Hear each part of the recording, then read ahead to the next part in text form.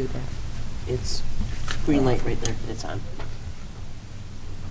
I call to order the workshop for Bullhead City School Board on Thursday, March 20th, 2025 at 5:30 p.m.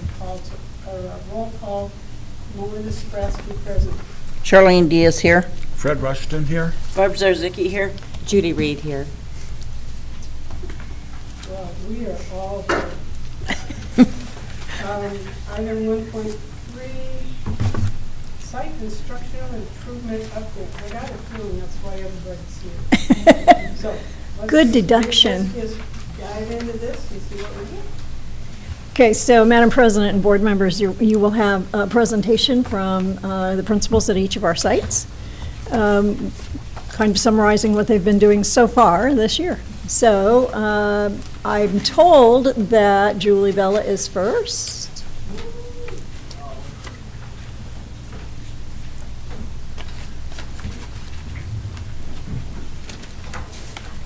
Good afternoon, everyone. Good afternoon. Julie, be sure you speak up. Julie, be sure you speak up into the mic. Oh, okay. Okay? I don't want to overkill everybody. How's We that? don't hear it up. Trust me, you won't overkill me. Just so. as you will with that mic. Well, once I get animated and going, it gets louder and louder. So proud to introduce our instructional lead team. They are here and watching. If they're not here, they are watching. But our main ILT team, our instructional leadership team includes myself, my outstanding assistant principal, Ms. Sharp, and our amazing instructional coach, Ms. Soto. So just want to get started.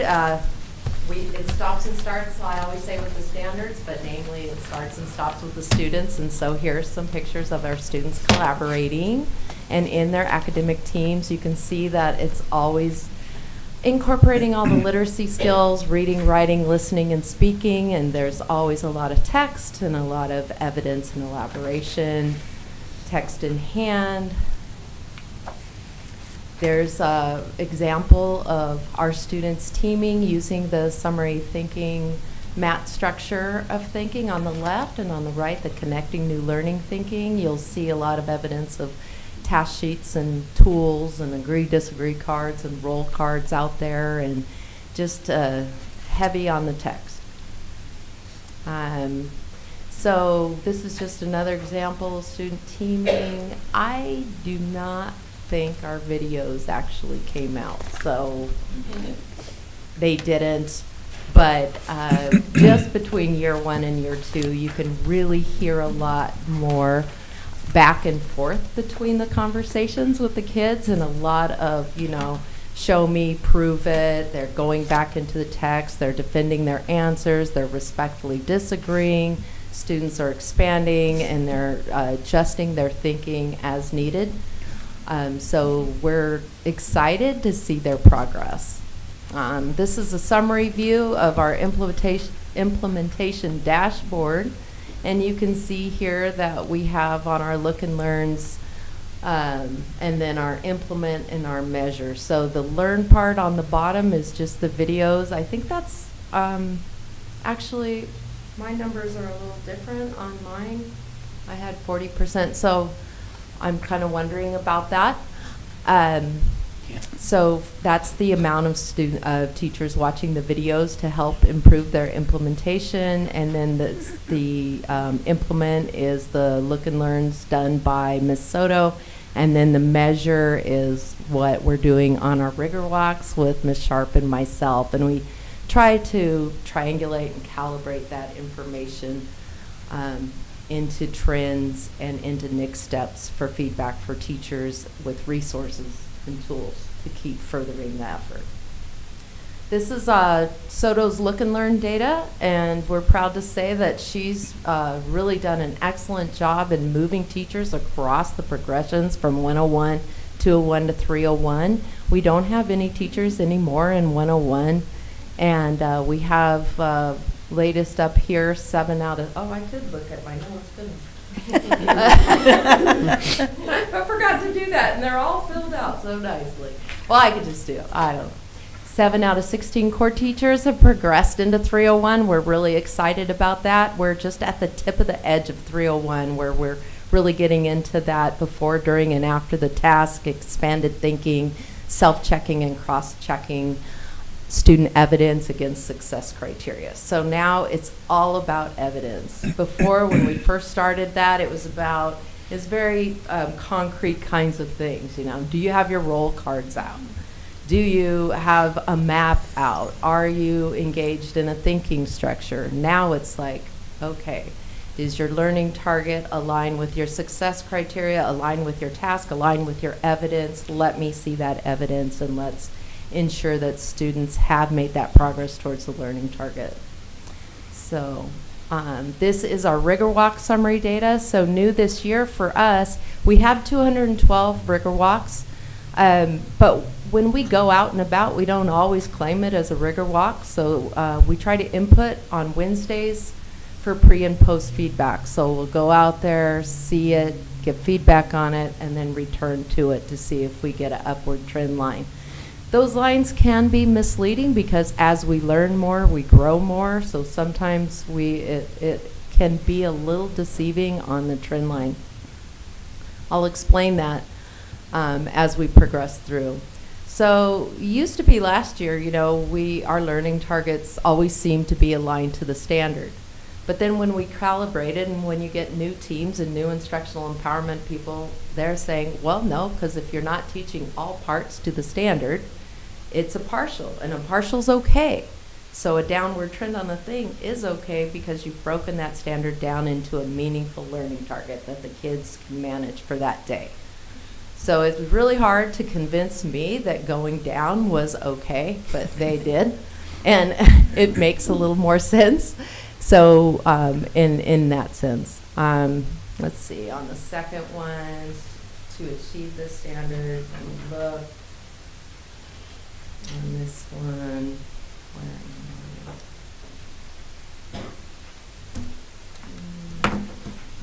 let's see, it's cut off on the left-hand side, so that Can you explain to me? But taking action within the lesson. So what actions have been taken due to the rigor walk data? So on this trend line here, oh, I know what I was going to say. Okay. I just got to get to the right page that this is. How many trend lines are there? What's actually on the, I don't know, it's my left-hand side. Right. It's being cut off. Julie, what was on the left side that was cut off? It was cut off. It was like where it was on the rigor walk data, so it's okay. I mean, it goes through the first, I can go back to the first trend line so you can see. One's a summary report. This one is does the standard align to the learning target? Yeah, and then the 4 was evidence of student learning. So just to let you know on this trend line, while it looks flat, it actually, if you go back from August to now, you can see that it's gone from partial to yes on the standard, and then if you go to the next one, are the learning tasks focused on reading, writing, it went from disagree to agree. So if you look all the way to August on the trend line, you can see that it's disagree, and then you go all the way over to February, you can see that it is moving up. But as with any implementation, it's not a straight angle. It's like as you learn and go and you're out and about. But overall, this one went from disagree to agree. And this has to do with the learning tasks are focused on reading, writing, they're content specific.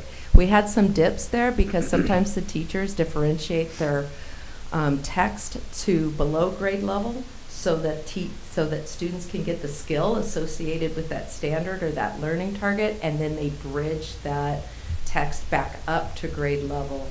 Because if they start at grade level, sometimes the kids get lost in the text and don't get to the skill. So teachers are really trying to meet the needs of the students on that. The other one is the math, and if that math lesson target meets the intentionality of the math in procedural, in concept, and in fluency skills. And you can see that that is about maintained. No, that's gone up a little bit from blue to blue. So blue goes with 6 on that. This one is 7 and 8. See, got this a little different than mine. That's okay. Julie, would you explain when you say 7 and 8, and back before you were talking about 3 and 4? Yep. What are 7 and 8? Gotcha. Well, 7 is how students interact with partners or groups. And so on the Rigor Walk 2.0 form that we use, the actions that we're looking for, it gives you actions to see whether you strongly disagree with that, disagree, agree, or strongly agree. So on this one, students interacting with partners or groups, it's maintained at disagree. And number 8, the task requires students to interact with partners or groups to achieve the learning target. So is that task like Matt worthy? Does that task require the students to act interdependently? Does that task make them have to perform in productive struggle? Or is it something that they're just regurgitating what the teacher said and they don't really have to really think deeply about it? So that's that one. On 13 and 15, the teacher monitors and tracks student progress toward the learning target to take action when needed. That's slowly ramped up. And 15 looks like a modest little tiny gain there where students act on feedback from teacher and peers to achieve the learning target. But again, it's a little bit misleading because I will tell you our version of teacher monitoring and tracking student progress last year was if the students were engaged in independent time, shared time, consensus summary time, and they were checking off their list. Now it's full on where the students are showing evidence that they're meeting the success criteria and making evidence toward the learning target. So teachers have much more to track, and they have to make in-the-moment teaching decisions based on that level of progress that the teams are making. So tracking sheets have changed. Everything is changing with this. So when you're making these vast changes, you're going to see these kinds of dips and trends. But we've tried to really adjust to it. Any questions on that part? I'll just keep I'm having some real problems with how come you're talking about, this is when you walk around, Yep. right? Yep. Or your instructional coach walks around, or your assistant walks around, and they go into a classroom and they say, are they doing number 13? All right? Is that what I'm listening to? Mm-hmm. And that line is the gold line on the chart? Well, Are you with me? Am I reading this right? Because otherwise, we need to start over. Well, it's God, multiple- I'm so sorry. It's the only problem I'm having with it is my Rigor Walk trend lines are different because they were updated, and somehow what I gave Cassie is different than what we're seeing But here. am So I that's a reading, little bit the different. lines correctly? But what you're saying is this trend line data is consistent with the Rigor Walk information. So it's what Ms. Sharpett sees, and she goes and looks at the math teachers. It's what I see when I go look at the ELA teachers. Now it's a little sporadic because you're not looking at all teachers each and every time. So one day you might look at 4 teachers. Yeah, every and it's year. a shot, it's shot Snapshots. snapshots. But And it's multiple. what I'm seeing, I'm sorry. So each of those dots, Julie, is not one teacher. It's several teachers, so it's Yeah, the I'm data sure. for several teachers. Yeah, So it's a culminating, so if I I'm saw not- on 8/1/24. I if thought saw maybe that 4 was part of it. teachers, They could range from strongly disagree to disagree, but they landed in the middle as an aggregate, as an average of those 4 so, teachers. but what's happening is just go with the number 13, the gold line. Okay, on this data, and I understand that your data is different because snapshots are snapshots and it's just a short period of time. But if I'm looking at August, no, 8 is September, right? Yeah. August, that's no, it's August. August, and I'm seeing the gold line starts right in between the disagree and strongly disagree, right? So that means that they are disagreeing about what? Well, it didn't meet the criteria for the teacher monitoring and tracking student progress. So it might mean like a lot of those indicators are all some few. So you're going to get a disagree if it didn't have it, that you didn't see the teacher monitoring all students. Maybe the teacher only made it to 2 tables. There's a lot of criteria with it. So- I have it back at the office, but if you saw the Rigor Walk 2.0, it's kind of the tool Excuse me. that goes with this, that explains what each one is and the criteria to meet it. Well, that's fine, but as a lay person, Yeah. reading this graph, it does make a whole bunch of sense, because everybody's disagreeing about it. I don't see any agreement on there at all.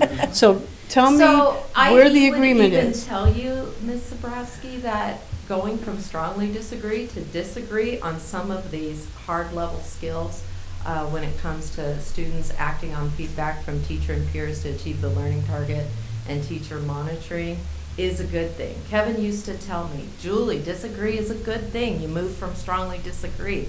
So it's trending in the right direction. It's a tough sell, I get it. But there's that piece to it. The other piece is that I can tell you that we have learned since we've done this implementation, even from August. So August, what we consider teacher monitoring and tracking was a different thing than it looks now, because as administrators, we're learning as we go as well. And I hate to tell you that, but sometimes it's a little bit of a floating target depending on the intake of information you're getting. Okay, but if I was to draw a trend line, a math trend line, from the beginning data in August to the ending data in whatever was it, February? Now Yeah. go back to the other one. Let's stick with one. Oh, well, I wanted to give you a good one. No, I don't want a good one. I want Okay, well, that this one. is the end of the road one, so this will tell you, this is the end of the rigor walk, and these are the levers that we're working on right now. Okay, well, that's fine. So- But all I'm trying to, I'm just trying to figure this out in my mind. So Sure. I'm not being No, that no, being no. disagreeable. I'm trying very hard to make a decision tonight, so I have to have some information. Okay, Okay, so if I'm drawing a math trend line, which is a straight line, it's not a little bit jaggy things, okay? And I go from the beginning to the end. You see what I'm talking about? I Where I'm do. at? Okay.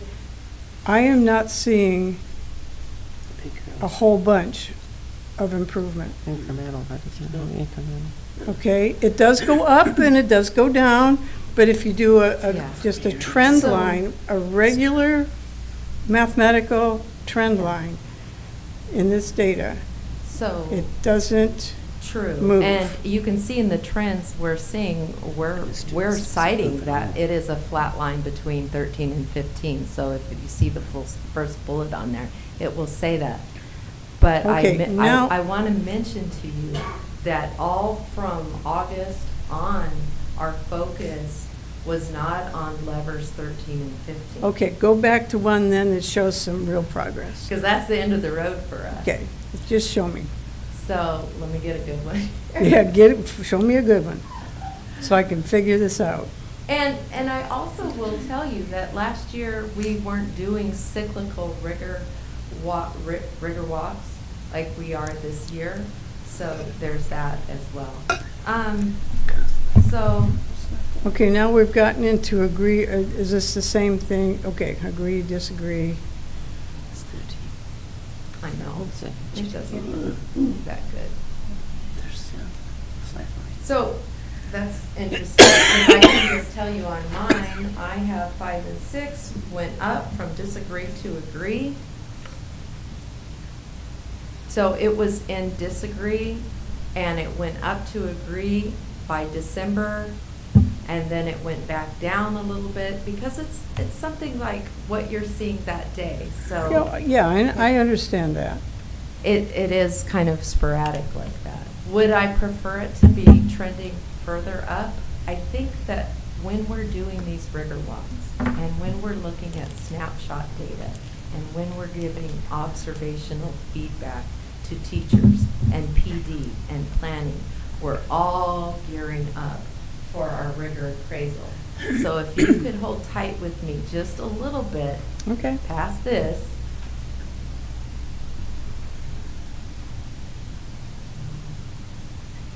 You know what, this is the old thing. I'm so bummed out. So I have, somehow, it's probably my fault, Cassie, I gave you not the updated one. I have the updated one. That's the problem with this. This is the one from Heidi. Because I have my 3 pillar scores, and you can see that they went up across the board on my last rigor appraisal. Phenomenal growth. And the trend lines look a little better than what was seen there. And this Okay. isn't the updated sim chart too. So I'm sorry about that, but I can hand this to you, and I can give Cassie the updated one. And you can see it later. I don't And know I'm how sure that Cassie happened. would love to do that. I'm mortified on that. I don't know. No, it's, How that One happened. that Heidi gave us. Yeah, Oh, but they were no, I supposed to gave send you the mine. others. She sent us. It's okay. Heidi didn't get our updated one. Because Jen and I worked on mine, just because in the last month we okay, were then having- just let me ask you a couple questions. Let me just ask you. Okay. And Cassie will take care of me. You know, Cassie always throws enough paper at me that I get lost, and then everything comes out right. It's not, But yeah, anyway, and it's not Cassie, I just sent her mine and thought that was all there was to it. I didn't know there was another person in the mix. that's okay, I'm sorry. So tell me, out of your staff, and how many staff members do you have? Oh, You well, know, teaching staff. yeah, well, we have 8 teachers, a grade level, 4 teachers in each content team. Okay, and that So- counts 16. art teachers 16. and music 16 teachers and. core teachers, about 25 with the elective teachers, and about 28 with the sped added. Okay, so out of those 25 regular ed teachers, okay, because special ed's a whole different bag. Right. Out of those 25 regular teachers, how many of them have at least 50% buy-in? Oh, I think if the staff had their decision right now, that it was their decision whether to keep or not keep this without any direction or funding or anything, they wouldn't teach any other way.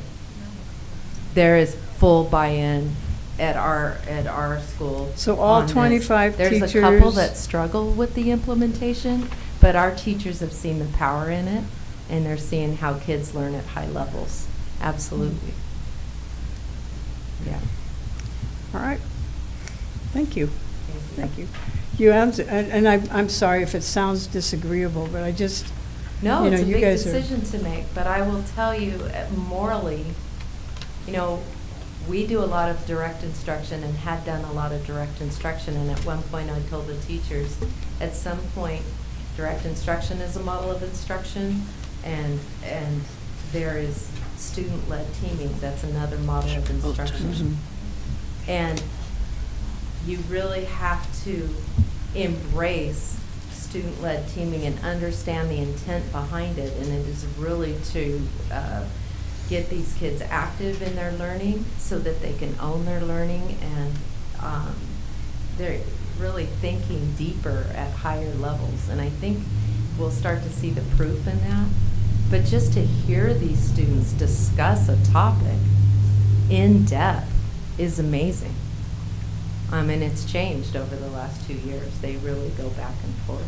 But I will respectfully submit the new Yeah, one. and then just Cassie, for your reading. Cassie will put it online and we'll get it. Yeah. Does anybody else on the board have a, I mean, I'm sounding kind of negative. How about you guys helping out here? No, I was just looking mathematically at those lines, and most of them are straight across the board. They're There's just, not much yeah, pretty increase on any flat. of them. Yeah. Yeah. I didn't see much improvement across the board. And, you know, and it's not the updated trend lines, and it's So not the we will updated see. pillars. So Yeah.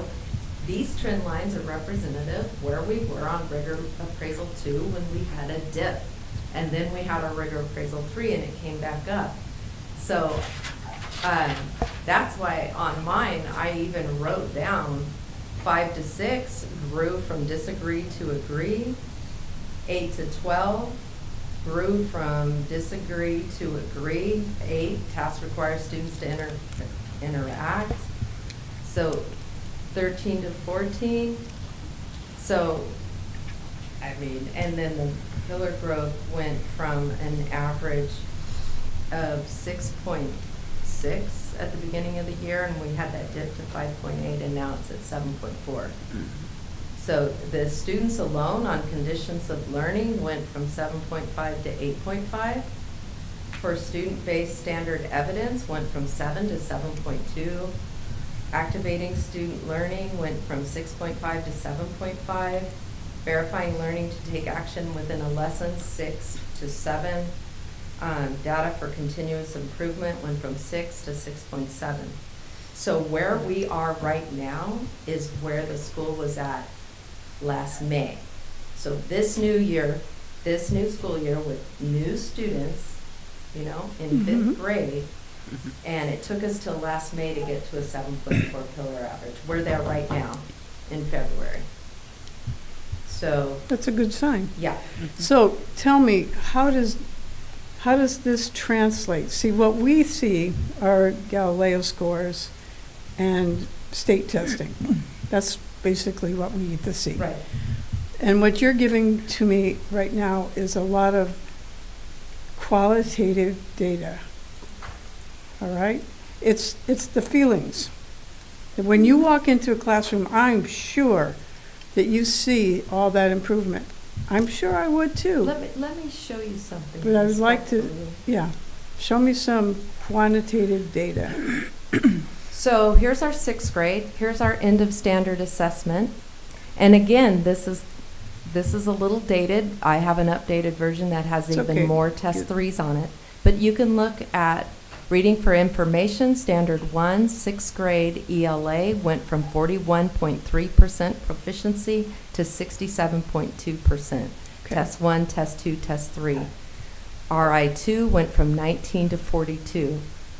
RI3 went from 50 to 58.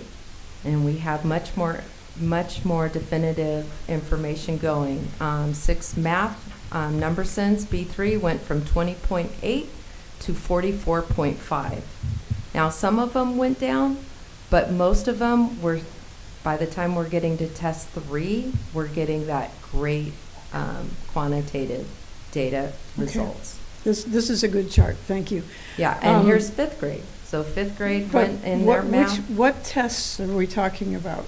These are end of standard 5-question tests that the teachers create in Galileo that are directly tied to the standard, that the students at the end of a 2-week standard cycle take that test. We identify the students who didn't pass the test. They have to have a 4 or more to pass. We identify the students that didn't pass. We reteach them in small group. And then we retest them. We identify again the students that didn't pass off of test 2, and then we teach them one-on-one in academic booth time. So test 2, they get small group. Test 3, they get one-on-one instruction. And it's been test 2 to test 3 that we've killed it. I mean, I say that respectfully and humbly for the teachers, because they're really working hard on that. So when they go from small group instruction to individual, does that break the EI thing that you're trying to do with the kids? No, because this is happening in intervention time. So we're really trying to retrieve a So, skill okay, so gap there's that the classroom students time, have. and then there's intervention time. Yeah. Are they But we all really within the wanna- same period? No, Okay, all right, that's good. no. And I'll give you the updated stats on this too, because they're pretty amazing. Now, Because this these- is these- backed up a couple of months right here. Okay, It's these unfortunate. are what I remember. This is what I remember is what I using remember from Galileo, too. for. And I mean, Dr. Stewart and Jen Lott's vision of unwrapping these standards, if we talk about a two-part arsenal to this, to lead this implementation by giving teachers a depth of knowledge on the intent of these standards and how to unwrap it, deconstruct it, so they can make meaningful tasks for kids that get to the intent of the standard, they go hand in hand. Our implementation wouldn't be where it was without the standards unwrapping going with it. Okay. See if you had started with this page. Yeah. I'm so sorry. Okay, thank you very One of the much. things that, I mean, I just want to say too, is we look at Galileo year-over-year data, not, I like to compare by standard, and the standards are constant, sixth grade to sixth grade standards, right? And what you will see on our year-over-year data on our Galileo is we're reducing the amount of minimally proficient kids substantially. So while you don't see these tremendous growth in a proficiency or highly proficient, you're seeing these red bars just drain down and go to the next. Oh, I wish that was what I was seeing. Yeah. I wish that's what I was seeing. Oh. Because I want to believe that. I Yeah. No, really, it's really, on our really. Galileo year-over-year data.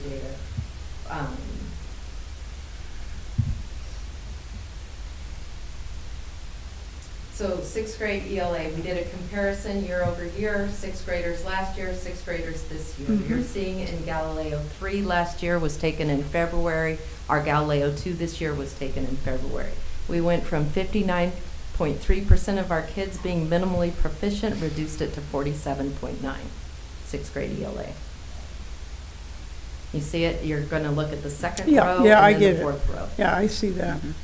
If you look at sixth math, they went from 65.4 minimally proficient students at this time last year to this time this year, 51.3.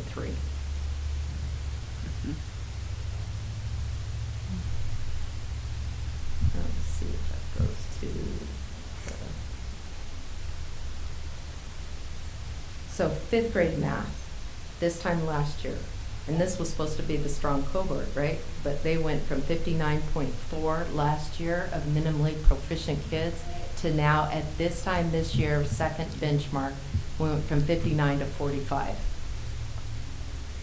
Fifth ELA went from 57 to 51. I get it. My question is for you, because I would ask Carolyn, but you're standing in front of me. If you're moving, go back to the math one, please.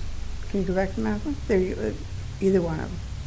Okay, if you're moving from 65 from last year to 51 from this year, is that what that's what you're saying, Yeah. right? And the Then proficiency. those kids have to be going somewhere. All right? If they're not minimally proficient anymore, they have to be going Yeah, somewhere. look at the green band of proficiency from sixth. Well, that's math. the reason. Benchmark 3 went from 8.3 to 19.2. Okay, now go back to your reading one. So, Melinda, leave it here for a second, Julie. Yep. So you're absolutely right, Melinda. You're looking at, first of all, that 14% drop. Some of those kids moved into the yellow. That 24%, that 22% are not the same kids as were the 24 over on the, last year. So some of those kids have moved into the I green, get this right? because Yeah. Yeah. that's why I wanted to go back to this. Now go Right. back to your language, the one that you just had. Yeah. So Okay. you'll see the same thing again. Yellows are moving to green. This is what I Not a need whole to lot of see. blue, but at least we moved them to the green, 9.3 to 22.4. I'm not worried about blue. Blue is, It's above grade that's level. this side of the bell curve or what, yeah, whatever. It's, yeah. That's green. So why I like comparing year over Okay, year I is got it. that the standards don't change, because sometimes standards from 5th to 6th grade are decidedly different. 5th grade procedural, 6th grade application, they change a lot. And so if I'm comparing a constant, I'd rather compare the standards and move the kids. But I see the rationale on comparing both, but That's why I You included these. answered my question on the testing part. Okay. So, yeah, I'm happy now with that part. Okay. I'm not happy with the qualitative stuff, but I get this. Does everybody on the board see what's happening? That basically if you squish the red, it has to come out somewhere else. Right. And it seems to be squishing out into the green quite a bit, And the yellow. Yeah, okay? Which which is where we want to be. which is exactly what I needed to see Mhm. in order to help me make my decision. Now, how much of this progress is because of EI, I.e., i.e., excuse me? I believe that the standards unwrapping, the end of standard assessment, but the third prong of that triangle is the way we do business in the classroom, of allowing kids to engage in well-planned tasks, where kids are talking to each other, they're trying to figure it out, and they're explaining, justifying, defending, expanding. This is learning at high levels, critical thinking skills. And I believe when they learn like that, it's not passive learning, it's active learning. I think that goes to long-term memory, and I think it's going to be applied on state and Galileo testing eventually. That is my theory. I wish you had left the word eventually off. Well, No, you I are, haven't proved it yet. no, you're doing a good job. Thank you for doing this and answering my questions, because maybe the rest of the people won't even want to talk to me. You Well, told they'll me- have the you right told me- PowerPoint I can. I'll never go first again. No. don't try the short I- straw I- next time. Don't even go there. That you've done your job, you've done it very, very well. My question is still, if you have basically two classrooms, you have your big classroom where you're doing all the stuff from the EI, i.e. i.e. I should write this down. My teacher used to make me write things down 100 times, maybe. But anyway, you have that classroom.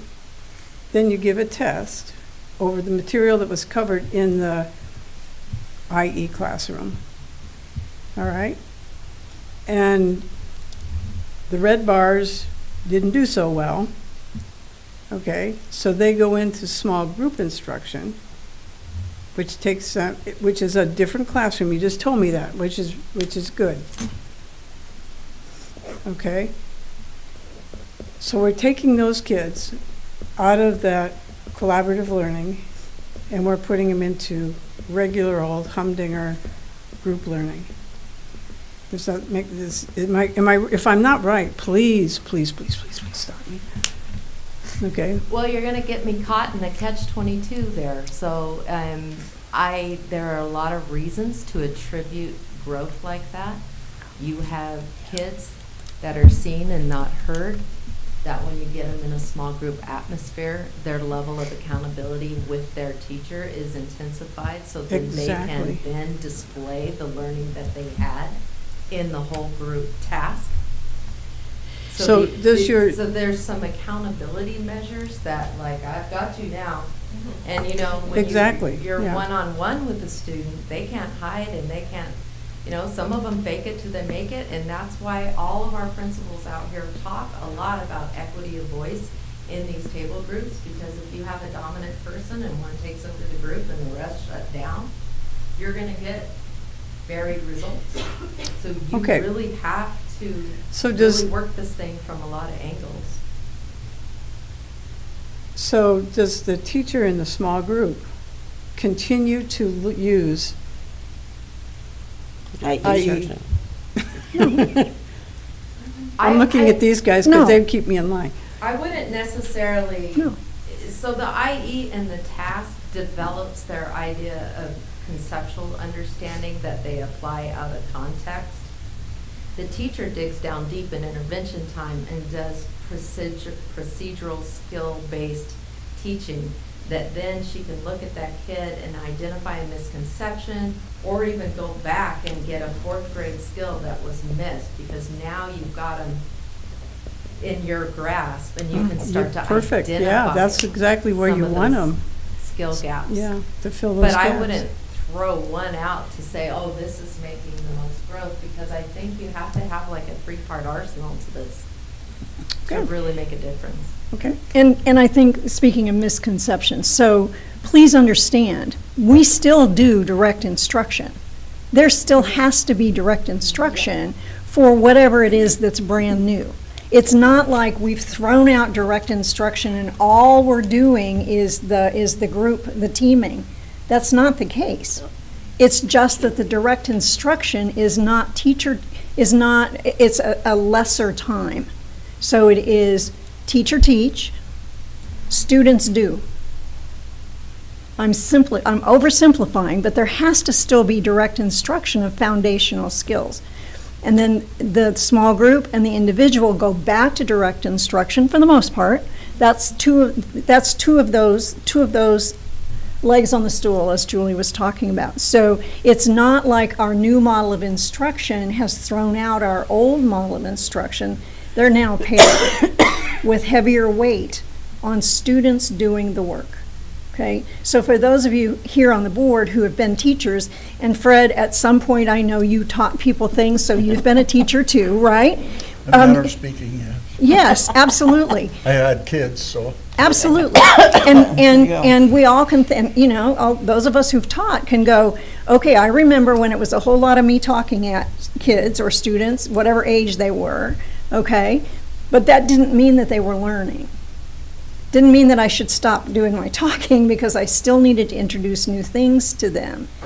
But this idea is what, the part that Julie's emphasizing then is having kids take what they've just learned and do something with it, as opposed to just memorize it and regurgitate it on a test or whatever, that they're using processing skills. So first of all, please understand that it's not either or, it's a combination. And then the other thing, and I appreciate what you're saying, Melinda, about when they do the rigor walks, that it appears to be qualitative, but they have very specific behaviors that they're looking for. Did we see it? Did we not see it? And that's quantitative. That's quantitative. Is it there or is it not there? Or is it there or partially there?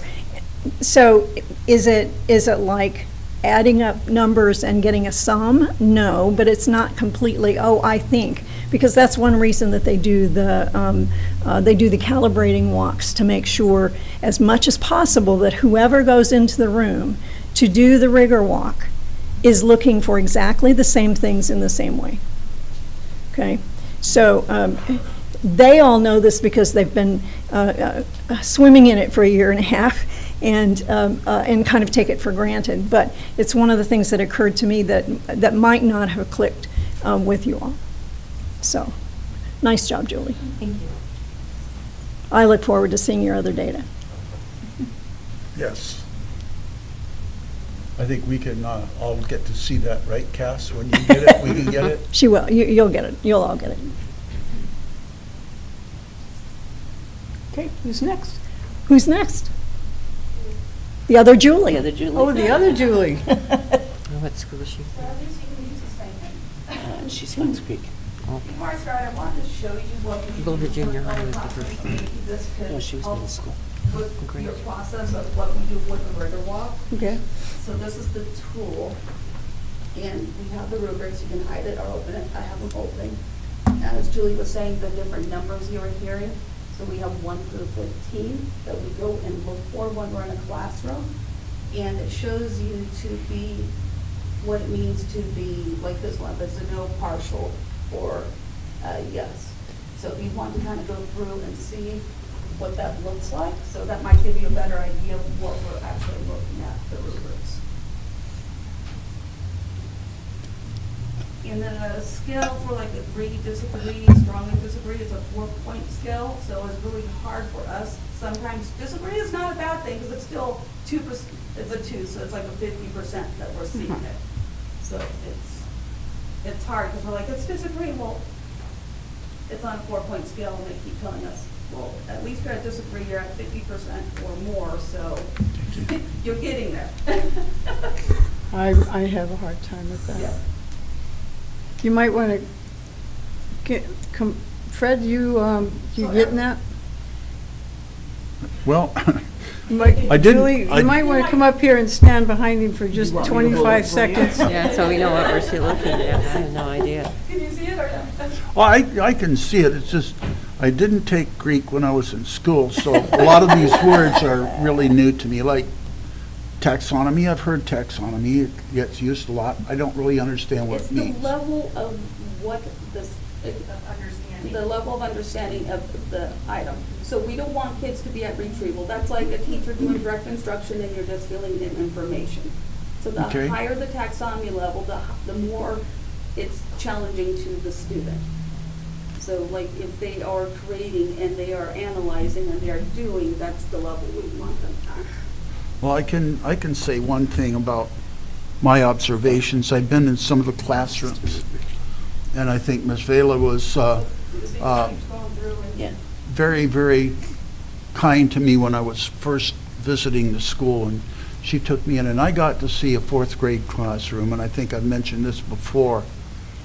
And I don't think, and I did do my share of instruction. I was an apprentice instruction for my construction craft. I taught apprentices, different classes. I need to kind of watch But somebody. I've never seen a classroom that had the students as engaged in I need to go to the learning process as I did in that 4th grade classroom. So I have to believe that that kind of interest and participation on the student level, it has to. It just has to bring the stuff, the whole comprehension level and all the grades and everything that goes along with it up. I don't see it reflected a lot in a lot of the data, but I can see the enthusiasm and the engagement of the children, and I think it's amazing myself. So for what that's worth, Thank you for sharing that. thank you. Maybe gives you an idea of what we're looking for, the rubrics, we call them the look fors when we were in the classroom, on what we are actually looking at. I forgot apparently. Julie, stand closer to the microphone, please. So I forgot to add my other two members of my team. So Ms. Hagee and Mr. Burgess are also part of the team. This is our students doing student teaming on campus. So they also have the resources and the different strategies that they have been taught on how to collaborate, talk, and, you know, for this case with language arts, they are looking at a book and they're analyzing a passage and trying to find evidence, and they're doing that. And they're basically sharing and comparing and then coming up with their final product as a group. Implementation, yeah, sorry, it's been a long day. Implementation dashboard summary view. Again, Bella kind of went over that with you already. We had a little bit of a dip on this. And so we are coming back up on our numbers. Look and learn data, again, we had the dip November, December. We've had a transition of the SLC coach on our campus, which from one person to the next who we work with. So as we worked with that person and started really diving in, working with her, and now we're starting to see things really starting to move at this point in time. Ms. Phil, Yes. can you go back to the last slide, please? Is there a reason for that spike in October? So in October, apparently we were on it. We were going in and doing a lot of look and learns. November hit. This is when we had transitioned into a new person at our site. So we were recalibrating, doing all learning new processes with the new person, basically. We had to recalibrate different things that from one person to the next. Also in December, we have testing you only have 2.5, 3 weeks. There are, in November, same thing, so November, December, there's a little bit of a decline for testing, recalibration, and also the Look and Learns went down. Ms. Hagee, our instructional coach, was gone for 2.5 weeks because she got really, really sick as well, so some of that data was from that. Okay, thank you. And our numbers have come up dramatically in March, and we are going in that direction.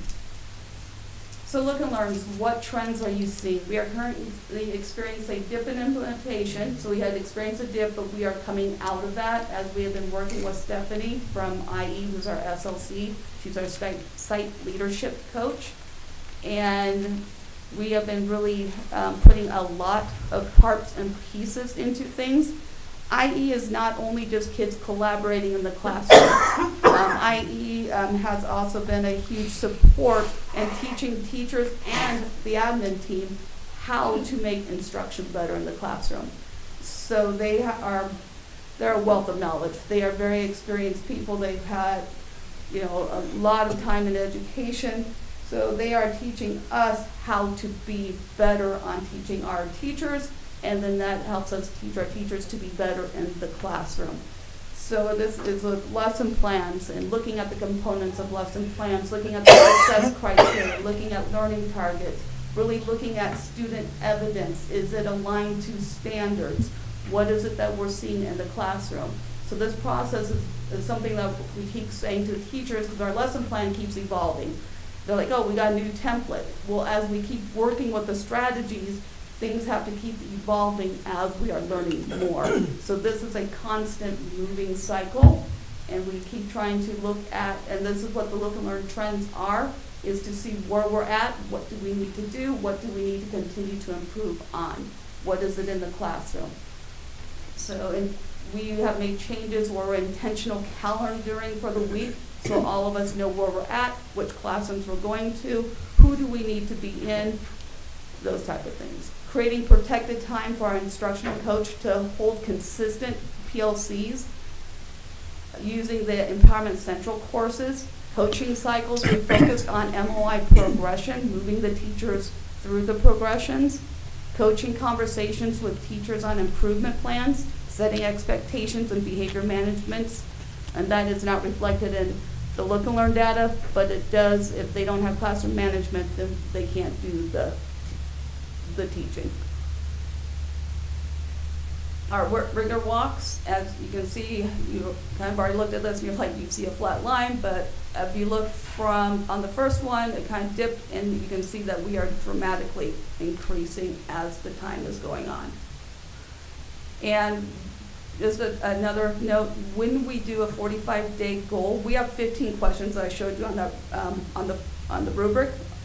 We are only looking at 2 things usually for a 45-day goal. So 2 of the 15 questions we are really looking at.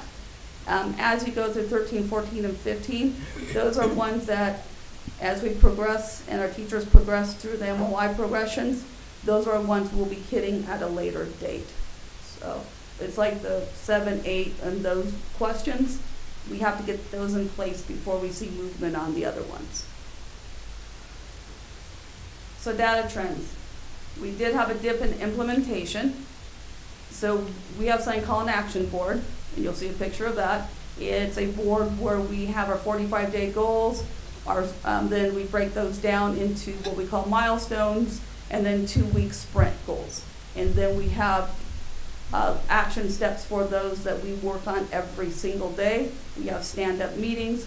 Where are we at? What are we looking at? What is the trends telling us in the classroom? Feedback and discussions with teachers regarding what we see in the classroom is taking place. Stand-up meetings with the staff regarding goals and expectations are done daily. So we have daily stand-up meetings with the staff to go over goals and expectations. Benchmarks. I'm going to just kind of go to the cohort. So it kind of is a little deceiving. We had 57.8% in red, so we did go up to 59% on mid-year ELA data. This one, we did go down from the 74% down to 64%, and that moved the yellow and the green higher for our cohort for ELA data on the 8th grade. And math data, we did drop the 64%, the red down to 58%, and we moved those students over into the yellow, and we actually put 7.4% up into the blue. 8th grade mid-year, not quite sure. This is conversations we've been having and really looking at it. Something you'll see in the presentation a little bit is our data board, looking at Galileo, looking at the standards, and going back and reteaching has been something we instituted in February. And I don't have the data to show you here, but I can submit it later. When they went and retested, we had phenomenal growth. So being very targeted, looking at data has also helped move instruction as well. Science, we had a drop of 20% in 7th grade. And then 8th grade, we actually had a drop of 40% in science in the 8th grade, in the red. So to me, that looks very promising for where we're heading with 7th grade. Now we just need to move the yellow up into the green. Just keep pushing. This is our updated SIM data. The previous one that we had originally done was an older version. One of the beginning of the year, we started off with we have pretty much a new staff at Fox Creek. I'm new to my position. Mr. Burgess is new to his position. 2/3 of our teachers are first or second year with us at the school. We had 1/3 of our teachers being new this year at Fox Creek. So implementation is one of the reasons we saw the dip as well, because of having such a new staff at the site. When we redid the SIM data last 2 weeks ago, we did see growth on where we are going on the SIM data. So leadership systems has moved dramatically over, as all three of us have really learned our roles, responsibilities.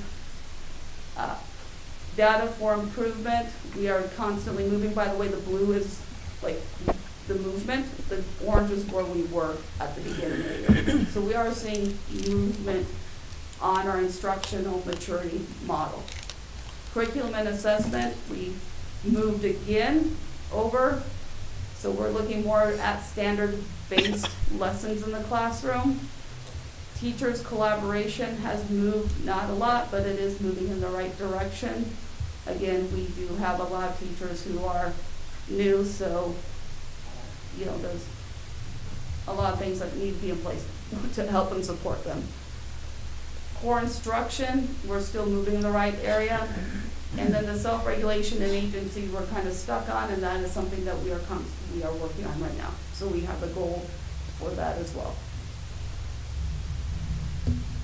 So celebrations, core instruction, teachers have shown growth from teacher-directed to facilitated. There's new roles on the team, so we're seeing growth there. Collaboration, our staff does a great job of collaborating. They are really taking the MOI strategies, and they are really running with it. In the classrooms, we have some teachers who are doing some phenomenal lessons with the MOI strategies that have been brought to us from IE. Without consistent opportunities to work in teams, we have not seen movement on the growth pillar yet. That's not like mine. I'm like, oh, it's not passing period. That's just kidding.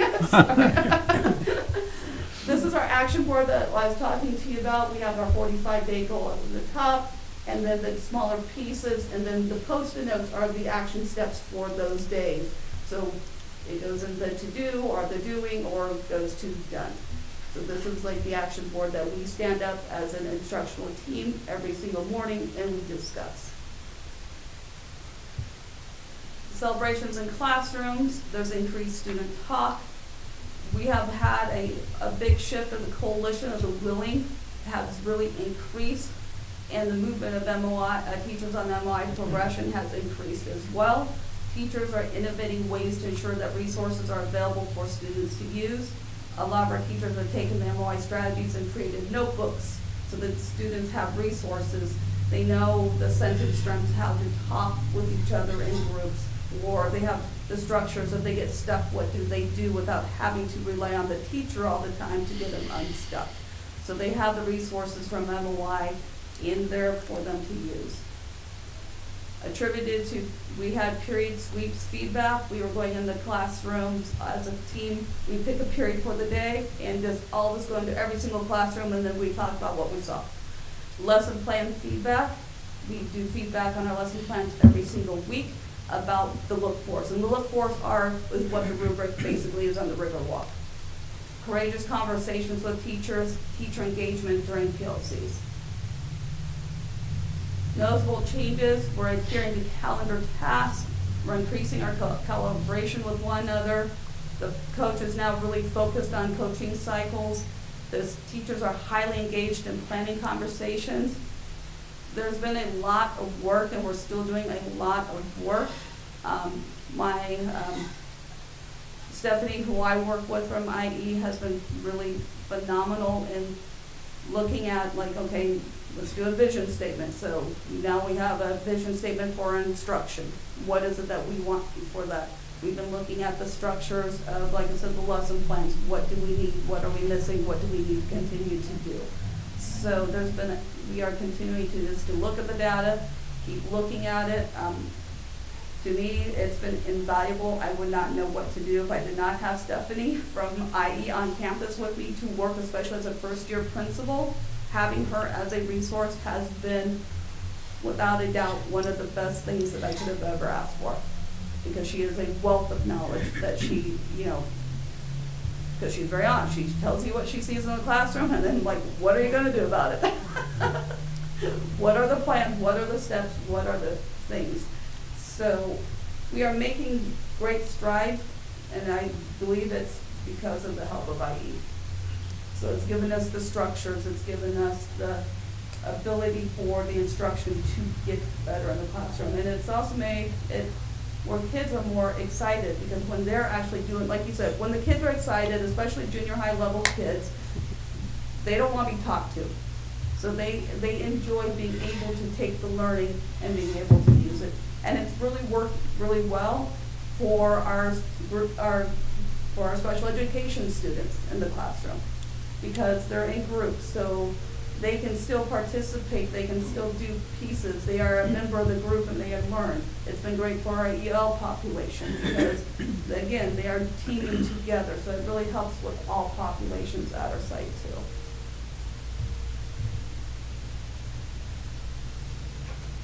Okay, it's not me. Do you have any questions? Thank you. Thank you very much, Julie. Thank you. Thanks, Julie. So thank you. Thank you.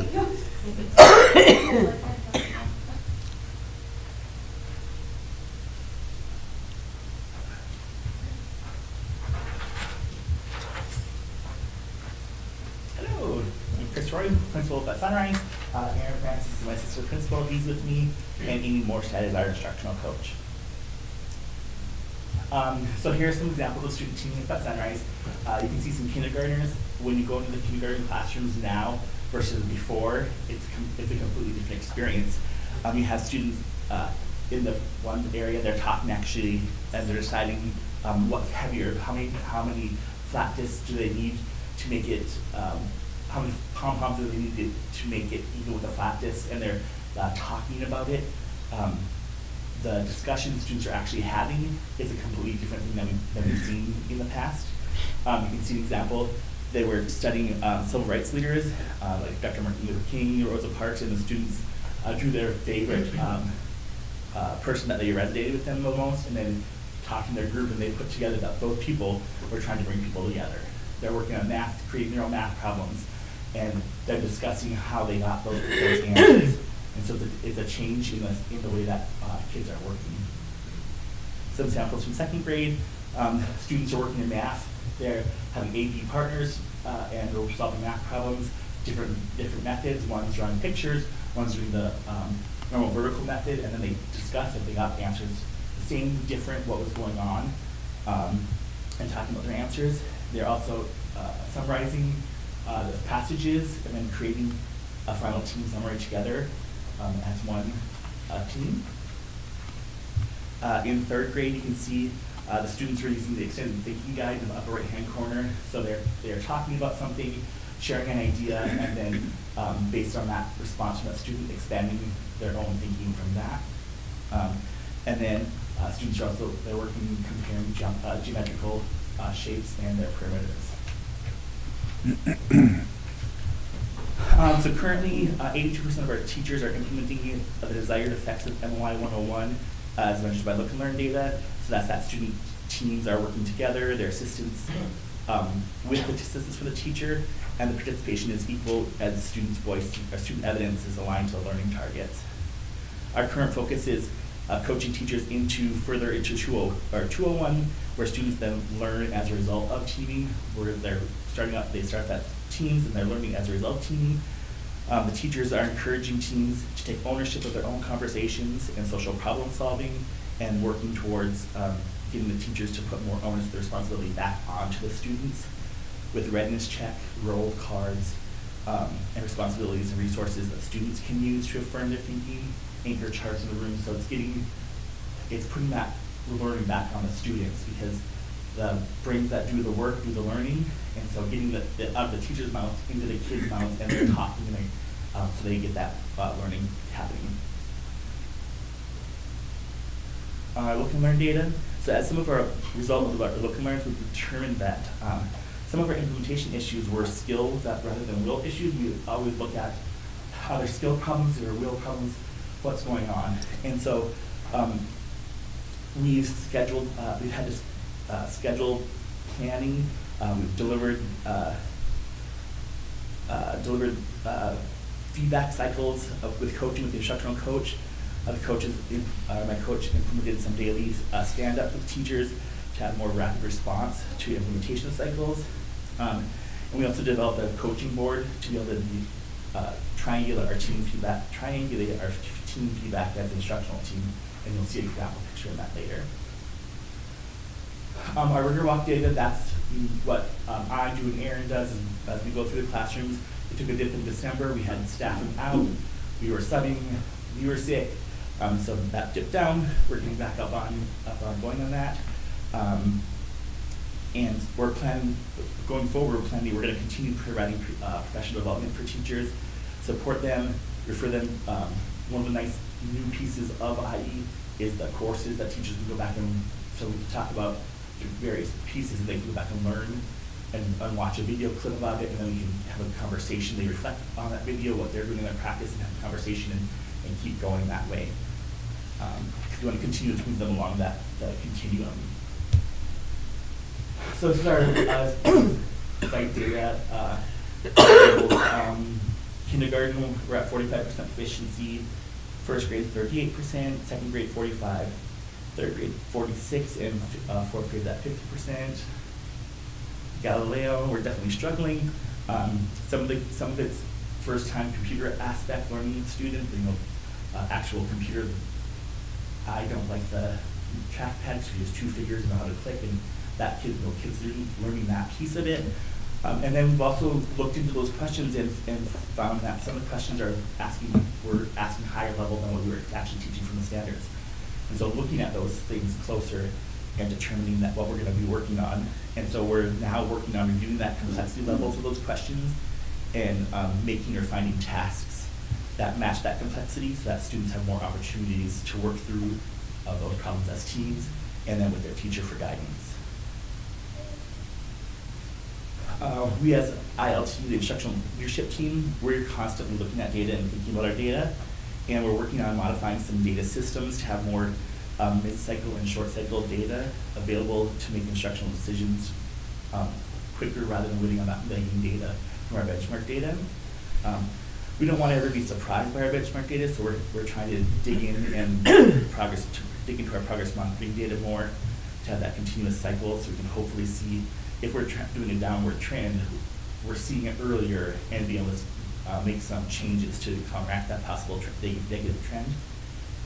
Our teachers have been reflecting on their data, their current benchmark data. They've identified some students who if they grew, fell, stayed the same, and then pick some target students that we're going to work on, do some extra interventions, and then in a 3-week cycle, check back and see how they're doing and see how those interventions are working.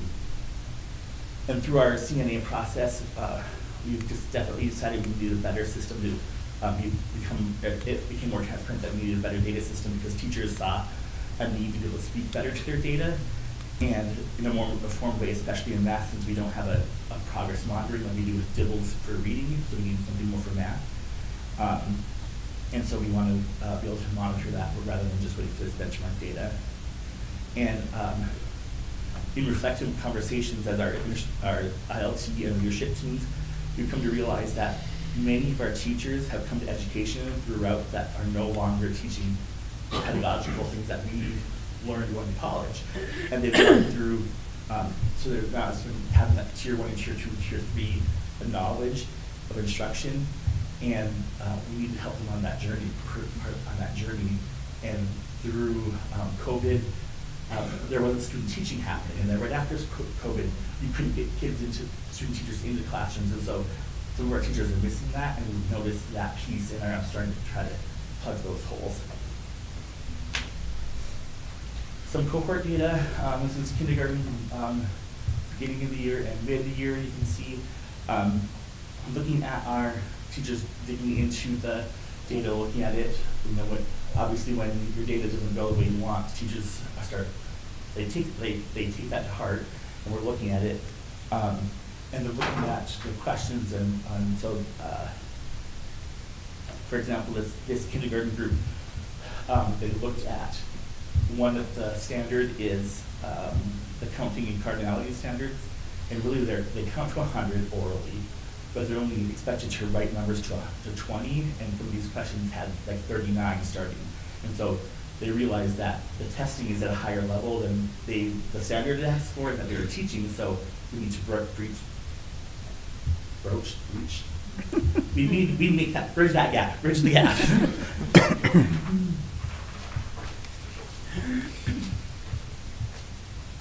And so they're going to be working on that in the daily instruction. First grade, we had our mid-year dip happen, and so teachers again are targeting students for additional intervention and working on some fluency skills that should hopefully address some of those issues.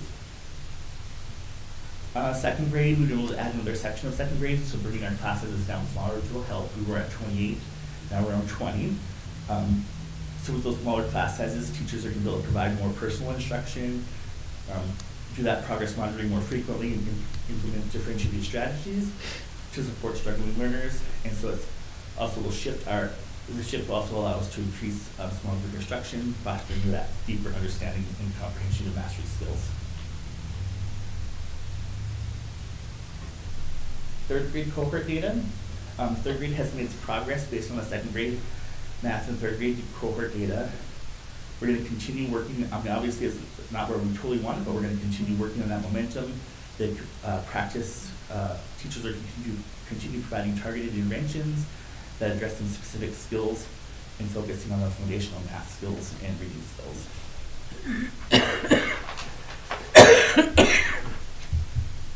Fourth grade, you can see from second grade through fourth grade. So over the past 2 years, that the math cohort data showed that there's been an improvement with the reduction in minimally proficient students and an increase in partially proficient and proficient. It's indicating that our intervention strategies are working. They're having a positive impact on student growth. Teachers are going to continue to support students through small group instruction and push those partially proficient students into proficiency and reinforce those conceptual understanding and problem-solving skills for deeper mastery, and monitor that progress so we can adjust our instruction based on student needs. Chris, stay here for just a second. The cohort for math 20, for the third grade, beginning math for 2024 and 2025, that's just approximately the same group of kids, right? Those are all the same kid, yeah. I mean, okay. It's approximately. Yeah. What is the reason for the differences? I mean, there's a whole bunch more red. From third to fourth. From 2024 to 2025, from third grade to fourth grade. I mean, the reds are trending up. Yeah, different standards and different complexities that students didn't have, and fourth grade saw really a lack in some of the foundational, like multiplication with factors and fluency, so they started working on that piece of it because students could do some of the problems in third grade, but lacked some of those automatic skills, and so when you struggle doing those automatic skills, it impacts everything. Okay. We want to talk about our SIM charts here.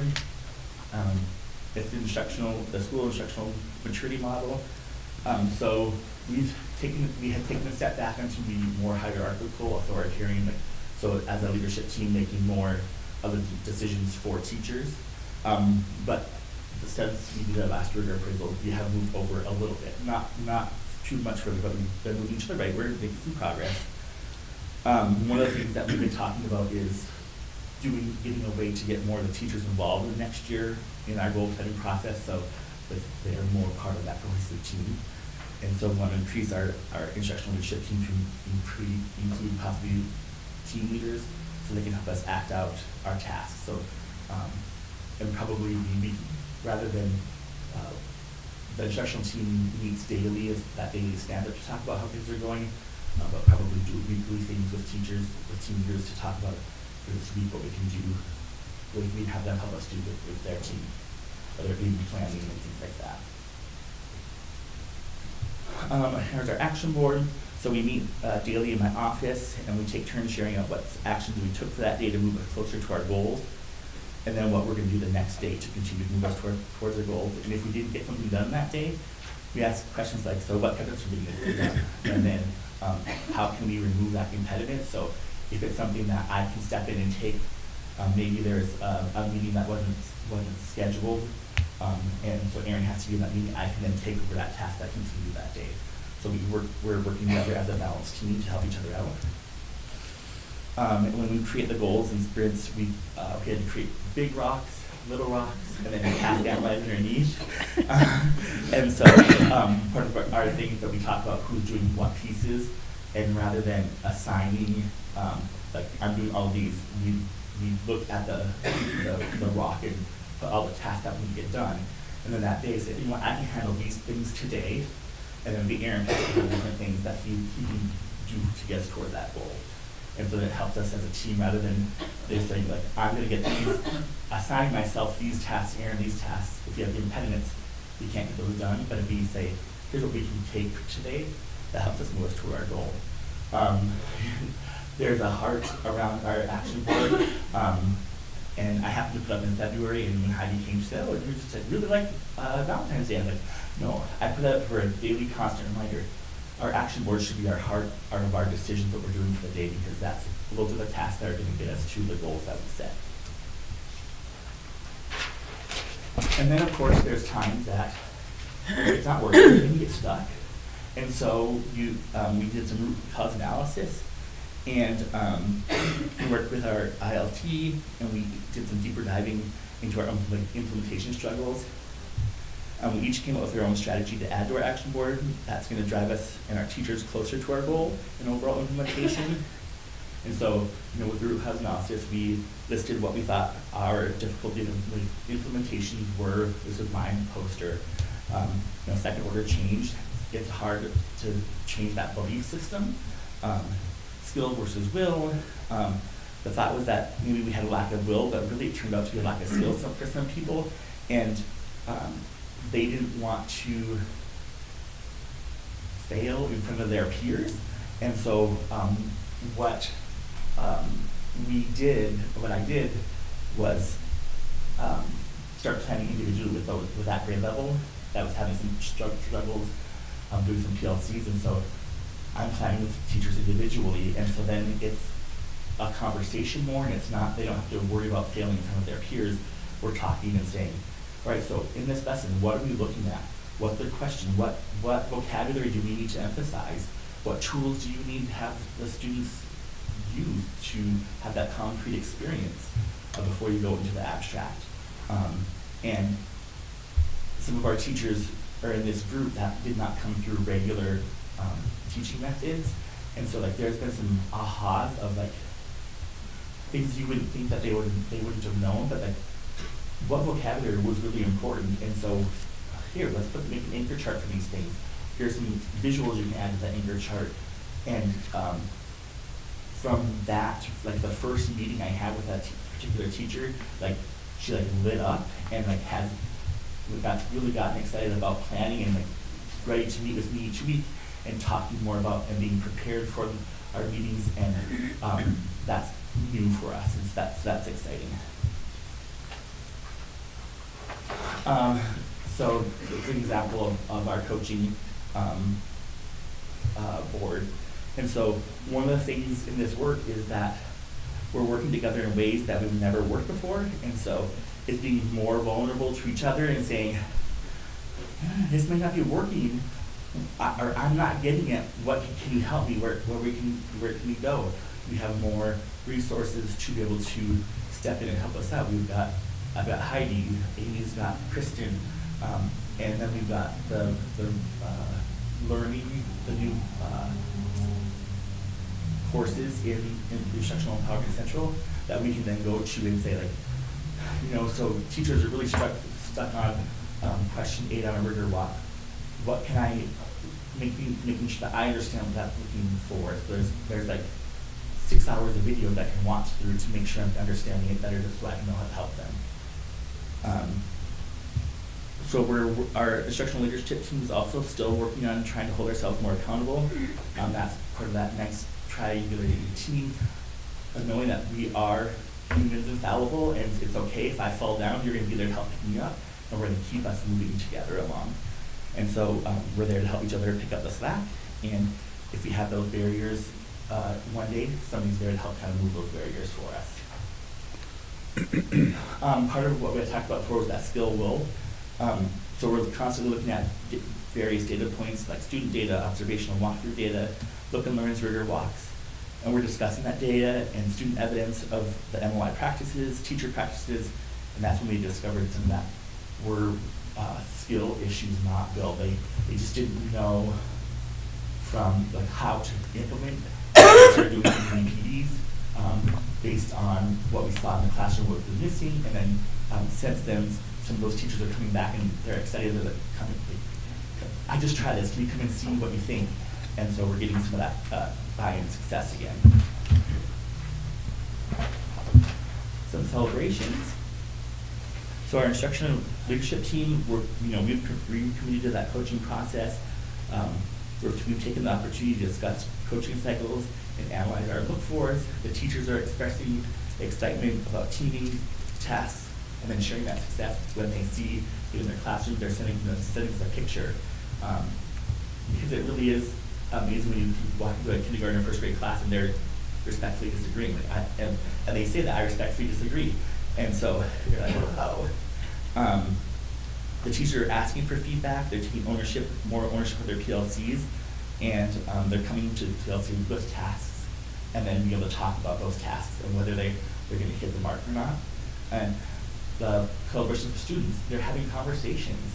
They're using roles, they're working through their problems, and they're agreeing, respectfully disagreeing, adding more. And so if you, Ms. Slot was up, and we went through classrooms, and you can definitely see a difference from last year, 2 years ago, versus now in the classroom. Students are having conversations. And so we're teaching them important life skills, not only because they're doing the work in their learning standards, but life skills of how to interact appropriately with groups. And so hopefully in 10 years, you're going to see less negative Facebook posts because we're going to have a conversation saying, I respectfully disagree with what you're saying. And so then our 45-day goal is that, our last one here is that by May 6th, 70% of our classrooms will have teams participate equally and interact as they collaborate on tasks or open-ended questions. And prompts as measured by that rigor walk questions 4 and 8 at a 3 or higher. And out of the initial part of IE, our initial part of IE was just our vision statement at Sunrise. Every day, we say over the announcement, it's on our Facebook, everything, but we used to have a vision statement that I thought, how can people not know? It's on my tag, on my email, it's everywhere. But teachers didn't even know what the vision statement was. So now we have a habit, kids have action to go with it. Sunrise empowers students to shine with 21st century skills. They share ideas, hold each other accountable, illuminate evidence of learning, navigate real-level standards, and embrace multiple viewpoints. So they that shine piece. And so you walk in classrooms, you can see kids doing their actions, and they're empowering and embedding what that stands for. Thank you, Chris. Thank you.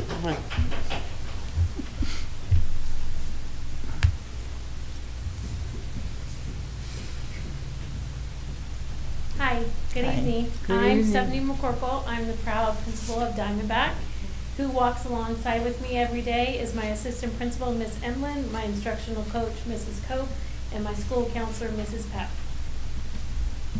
Here we have kindergarten using manipulatives and sharing their thinking with summarizing thinking mats. So think of 5-year-olds. This is what MOI and IE has done for 5-year-olds. 5-year-olds can sit, have conversations, build, and use instructional materials. We have our 4th grade teacher shares on the road again with one team. And this where the kids, they have the card and they start to talk about to get them back focused on what they need to do. Our 2nd graders, again, that you can see the roll cards. They're using the roll cards and then the summarizing thinking guide to help them guide, and they're building doubles. Here is a 1st grade teacher that their students were building sentences based on their phonics skills that they were learning for that week. Here, again, 5-year-olds, you would be dazzled if you walked through our school and saw what 5-year-olds can do using teaming structures and having discussions, and they're building groups of 10. As said by the previous principals, here is my implementation dashboard summary. After examining our data in the Learn metric, we have noticed that teachers are not going into the classrooms regularly. So as a core team, we determine where our teachers are in their learning. If we see them struggling with a certain aspect of MOI, then we sit with them and we go into Empowerment Central and we watch a certain course with them. And then we reflect and build action steps to implement what they might be struggling with. Our Look and Learn data has really dipped for the month of January. February, it went higher. March is going up, but March we've only had 2 weeks. As we discussed as a team, we were going and seeing what trends we see. Most of our teams are very strong. They work together as a team. They build the same PowerPoints. They have the same learning targets and sex criteria in their classrooms. And then we're all using, we have a lot of new teachers, so they're using MOI 101, MOI 201, and still integrating the MOI 301. And it really impressed with their growth that they have had. Here's our metrics. We have staff mastering 101, but at the same time incorporating, which I just said, in the 201 and 301 strategies. We do encourage our teachers to go into the classes offered by Empowerment Central to help. We discussed this during our PLCs and conversations, along with using the implementation progression with a reflection and building goals. Our rigor walk data, this informs our action boards. As you've heard the last principals talk about action boards and how that goes when we do our rigor walks. We look at trends, what are we seeing throughout the classrooms, and what are our next steps to move forward. As Julie told you, the rigor walk data is a 4-point scale. So you have 4 points, and it's reasonable to represent, and your research shows that the more action, the more explaining a brain does, and the more coaching. So when the kids are sitting and having conversations with the other kids, the more learning that is going to take place. Here is our rigor walk data. We've had some dips, but on March 6th, I'm proud to say we met our 45-day goal. And we were very proud, and the teachers have showed a lot of strength in that. Here is our benchmark ELA 1 and 2, 2nd to 4th grade data. We look at this as a journey, because I'm sure what you look at is the big red bar, which I look at, right? So the data shows, all we can do is look at that and then plan of how we're gonna move forward and make it better, and what steps we're gonna put in place so that there's not that big red bar. So what we have done is we've created data folders that include reports from Galileo and Dibbles. We've had data days with each grade level, and we've gone through the standards, what has been taught, what still needs to be taught, which of our students have mastered or not mastered the standards. We've also analyzed, we've broken down the Galileo questions into, is it a question? Is it an issue that the child didn't understand the question? Or is it a question type? Such as sometimes there's 2 parts to the question, and so maybe the student didn't read both parts. Is it a drop-down menu? So we're really digging in to analyze, is it truly not the children not understanding, or was it a question type? So we really dug into that as a staff. We've helped each grade level. We've built small groups based on this, created common formative assessments to see if our interventions have worked. We plan next steps, and we're constantly reflecting on what is working and what is not working. Here is my 3rd and 4th grade math data. Stated in the last slide, we still are analyzing data daily, weekly, and monthly with reflections, and we are planning instruction based on what the data shows us, and then moving forward. Here is our Dibbles for 3rd and 4th grade.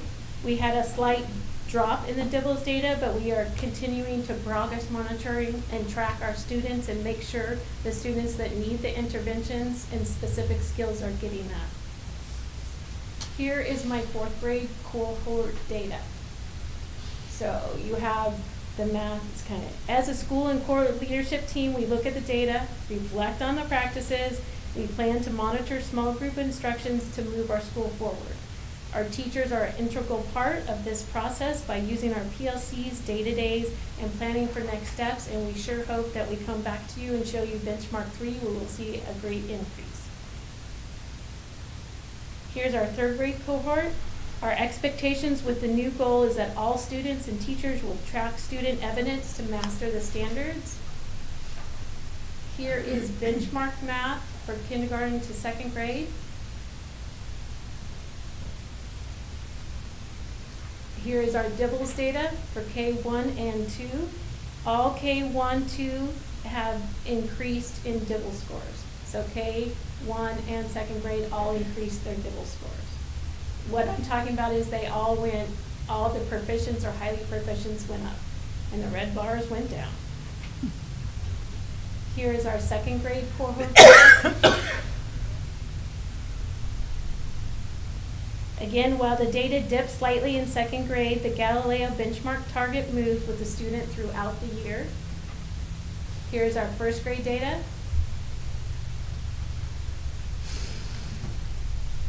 The 1st grade data shows a major increase in proficient to highly proficient from the beginning of the year to the middle of the year.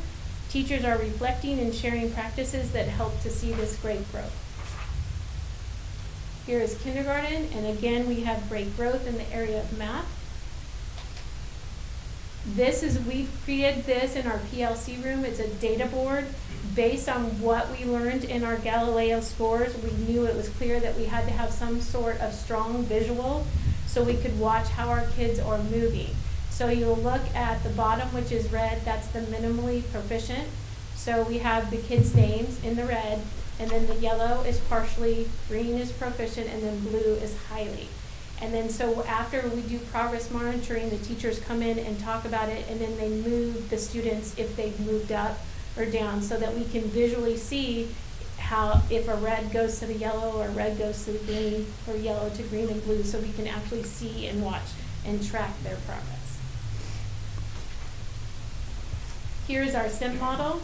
So the stars were last year, and then the green circles that say 3-6, that's where we just ended up when we did it in March. We've seen great growth in core instruction moving towards more student-centered. Curriculum and assessment is showing an increase due to the Friday PDs, when our teachers get to collaborate as a district-level team and plan for engagement, tasks, and misconceptions that may come up. Here again is the action board that I don't have to go into because all the other principals have done it. But we meet daily, we talk about what our goals is, where we're going, and what hindered us or what is in our way and how can we counteract that. I would have to say that along with Julie, Stephanie is my IE coach, and as a first-year principal, she has really just given me a wealth of information. She's constantly pushing me. She doesn't give me answers. She'll ask me questions of how we think outside the box and how can we move Diamondback forward. Our new 45-day goal is 60% of teachers will use data from tracking student evidence of tasks aligned at the taxonomy level of the target of higher in order to take action by providing feedback and modify instruction. The celebrations in our classrooms is our PLCs are much more focused. MOI strategies discussed at PLC based on walks and look and learns. Planning is visible and being implemented in the classroom. So what that's talking about is at the beginning of the year, we saw a lot of planning. But then when we went into the classroom, we didn't see it being implemented. So we've changed some things. So now the planning is visible and being implemented in the classroom. Agendas and CFAs have moved instruction in small group structure. Teachers are using the MOI progression during coaching and feedback conversations. Having students engaged in the learning has decreased behavior across campus. Student conversations are productive and focused on the target. Teachers are guiding, not lecturing. Meaningful activities are pushing and moving forward. Student teaming and roll calls are visible, and academic language is being used. Cassie, hold on. I brought along. I'm getting tired. I brought my school counselor, Mrs. Pepe, and my first grade teacher, Mr. Harabese, to talk to you a little bit about how MOI enhances their classroom or their practices. Good evening, everybody. So I am Mr. Carlo Harabese. I am a first grade teacher at Diamondback Elementary School. It's my 4th school year teaching in Diamondback. So I was observing how my classroom was growing since the first year that I was teaching here. So when I started teaching here, it was more of teacher-centered classroom. It was way different, what I'm doing right now. Students are just listening to the teachers, and then students are just doing what the teachers are letting them to do. Compared to right now, I have to be honest with you, it was difficult at first implementing all those strategies that I am implementing right now in my classroom. Teaching the students, especially teaching them what the roles in their group, what the roles in their team, and as what I've heard from the other principals, and of course, yes, there are students that would, I want to do this, and there are students who would just listen. And I always explain to my kids that, in reality, when you grow old, you have to work with these people. There are students that are not, they can't go along with their team. But what I'm trying to tell my kids is that, regardless who are you working with, in reality, you will be working with this different type of students. So again, the students' engagement that I have seen in my classroom has been increasing a lot. It was always, trial and error, But again, I've been learning a lot of suggestions based from the results of what I have observed in my classroom, and I can tell that how my students are well engaged, especially with how they explain their answers to their teams, how they share their answers, and the wow factor is that I, being their teacher, always learn from these students. That that you won't that's right, that wow factor that come up from those students, from those little ones, especially first graders. So yeah, again, my classroom is not perfect, but comparing my first ever teaching experience here in Diamondback and my students I am having right now is way different. Thank you. Thank you. Thank you. So the two things I want to mention. So I'm Nancy Pappy, I'm a counselor, and I've been a teacher for a really long time. So when I started, one of the things I noticed is that they took research-based structures and they gave people a way to teach them and coach them through it. So things that we already knew were working, people are doing more consistently. One of the things that you guys, I don't know if anybody mentioned, maybe I didn't listen, but your map that showed those, or your graph that was showing the targets after your rigor walks, every time they're looking for a different thing. So the reason that your thing goes up and down is because this time they're looking for this, if it's something fairly simple. The next time the goal is way more structured or way more difficult, and so it goes, that's why those aren't the same.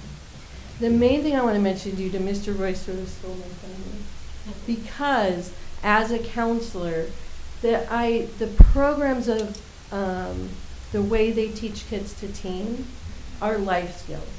So every time that they're teaching a teaming thing, the first thing the kids do are reflect on what they think themselves. How often do you have kids discuss things and you don't give them time to think first? I used to do that all the time as a teacher. Now they think first.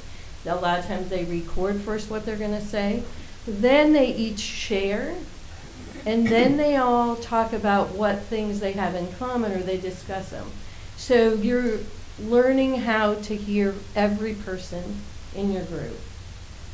The next thing that happens is that the structures of instructional empowerment tell you how to do it respectfully. So they have sentence stems they learn. I respectfully disagree with this. I see that, but I'd like to add more. So while we think of life skills, I'd like you to think about the people who come into this office sometimes. Have they learned those skills? Are our students all learning those skills? And one step farther, could you imagine politics right now? If everyone that spoke thought before they spoke, listened to each other, tried to think about other perspectives, and then combine that before they said things. So I just feel like these structures are giving our kids things that make a difference. And I see kids doing it. I've seen kids talking to each other on the playground saying, I respectfully disagree with you. I think this and that. And so we're giving them skills that are going to last the rest of their lives and can make the world a better place. Thank you. Thank you. Thank you. That's a counselor for you. Yes, it is. Goes around. Come on up, Cassie.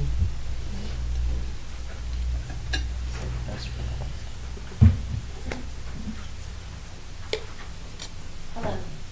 Hi, my name is Cassandra Wilsey. I'm the principal at Desert Valley School. My assistant principal is Mary Pusinelli. She's here in the back with the adorable baby. And Miss Morgan, Maggie Morgan, is my instructional coach. She's not here tonight, but she does play a tremendous role in our progress at Desert Valley. So I'm probably going to cover a lot of things that you've seen 4 times before. So I'll try to add some clarity to it if I can, and kind of say and share our story at Desert Valley. So if you look at these pictures here, these are all examples of teaming in the classroom through various tasks. I mean, if you see the kids sitting down on the colorful mats, those are our kindergartners. And something that's pretty remarkable is when we started the instructional empowerment process, we started with partner talk. Like, how can 2 kids talk to each other in a meaningful way? The picture that's all the way down on the right-hand side, on the board, you notice it says the expanding thinking. So I can't just tell you I agree with you because we both read the same story and, you know, the character did do that. They have to say, well, yeah, I found that on page 18, and I think that that's important because, and I have something else I want to tell you about the character too, right? So one of the things about empowerment and the progression of skills is that it never stops. It never stops. So when our kids are enriching and meeting that threshold, there's something else for them to get better at, right? So that's kind of a double-edged sword as a principal, and you're working with teachers because it's like you're setting the bar all the time. And when they reach it, it's like, guess what? I got something else for you to get great at. And what's awesome about it is I brought 2 people who are exceptional at that I want to make sure that they talk tonight, because they actually create things before we even learn them in empowerment. When they see barriers in the classroom with students having these things, they're like, I can get rid of that by adding this. And that's the really great part about a product like empowerment as well, is it's not just you have to use it this way because it's this and that's the only way. You still get to be yourself within the process. Your teachers get to have autonomy. They get to create and break down barriers for students by using the tools they have. So if I don't have those skills inherently in me, maybe I didn't learn them through my typical college career, I can use what they have. But if I have a lot of those skills, guess what? I can take that and build. And so that's a really good jumping off point for some of our more proficient teachers also, I think. So when they accept the challenge and take it, some really cool things can happen. And my own son's in one of these pictures. So, I love when he comes home and he says, I got to summarize with my friends today and they had a way better idea than I did. So tomorrow, I'm gonna do it different. So I like that about that. It's not always his way all the time. Being able to hear somebody else's way to make his learning better is very, very important. So I'm happy to hear that he's learning that skill from Angie Richardson. Shout out to Miss Richardson if you're at home watching. Okay. In the next pictures, you can see this is one of our 4th grade classrooms up here. That student is standing tall and proud. We in some of our rooms, our students stand and they talk just like we're doing tonight. Not an easy skill for a 4th grader, but man, is it powerful. So we're always really excited to share what they're doing. The think, the share, the expand, always important. Stop, wait, go. If I tried something, it isn't exactly what I thought, how can I fix it? How can I resolve it? How can I make it better, right? We don't stop when something gets hard. We find ways to eliminate barriers and move forward. The same thing's in learning. We know when kids hit blocks, they stop learning and they give up. This process really encourages them to think, here's somebody else, how can I apply it? And maybe it will get easier for me by trying again. So that's kind of a little bit about teaming. Here's our implementation dashboard from kindergarten to 4th grade. The learn section is, are the teachers going into the online dashboard and watching videos, right? So if you look up there, my 3rd grade team has watched the most videos at Desert Valley, and my 1st grade team has watched the least videos. So if I really want to know who's going home watching videos at night, that's going to show me. The implementation section down the middle shows whether or not Miss Morgan sees those things in action in the classroom. So her primary responsibility is just to coach within the model of instruction, coach within good teaching, coach within meeting the standards. So when she sees those things occurring, it gets marked as, yes, I see them implementing. So my highest implementing team right now is 4th grade. Then when it goes over to measure, myself and Ms. Postinelli, we go in to measure. That's where that calibration comes in. Is what we see being taught actually measurable? Because if I see a huge lift in that, Ms. Morgan's seeing it in the classroom, but when I go in and measure, it's not actually happening, that's a problem. Or vice versa. If I go in and say, wow, I'm measuring it, I see it all the time, how come she's not seeing it in coaching? Also a problem. It means that I don't have that consistency happening. So for us, when we see these numbers pretty close together, says that we're kind of in that healthy cycle. It's not going to be perfect all the time, but that's how we calibrate against each other to make sure that we're not skewing the data as we move forward for where we really are. We're still in the red all the way down there, so we have some teachers that are working hard. Our hope is to be closer to 40%.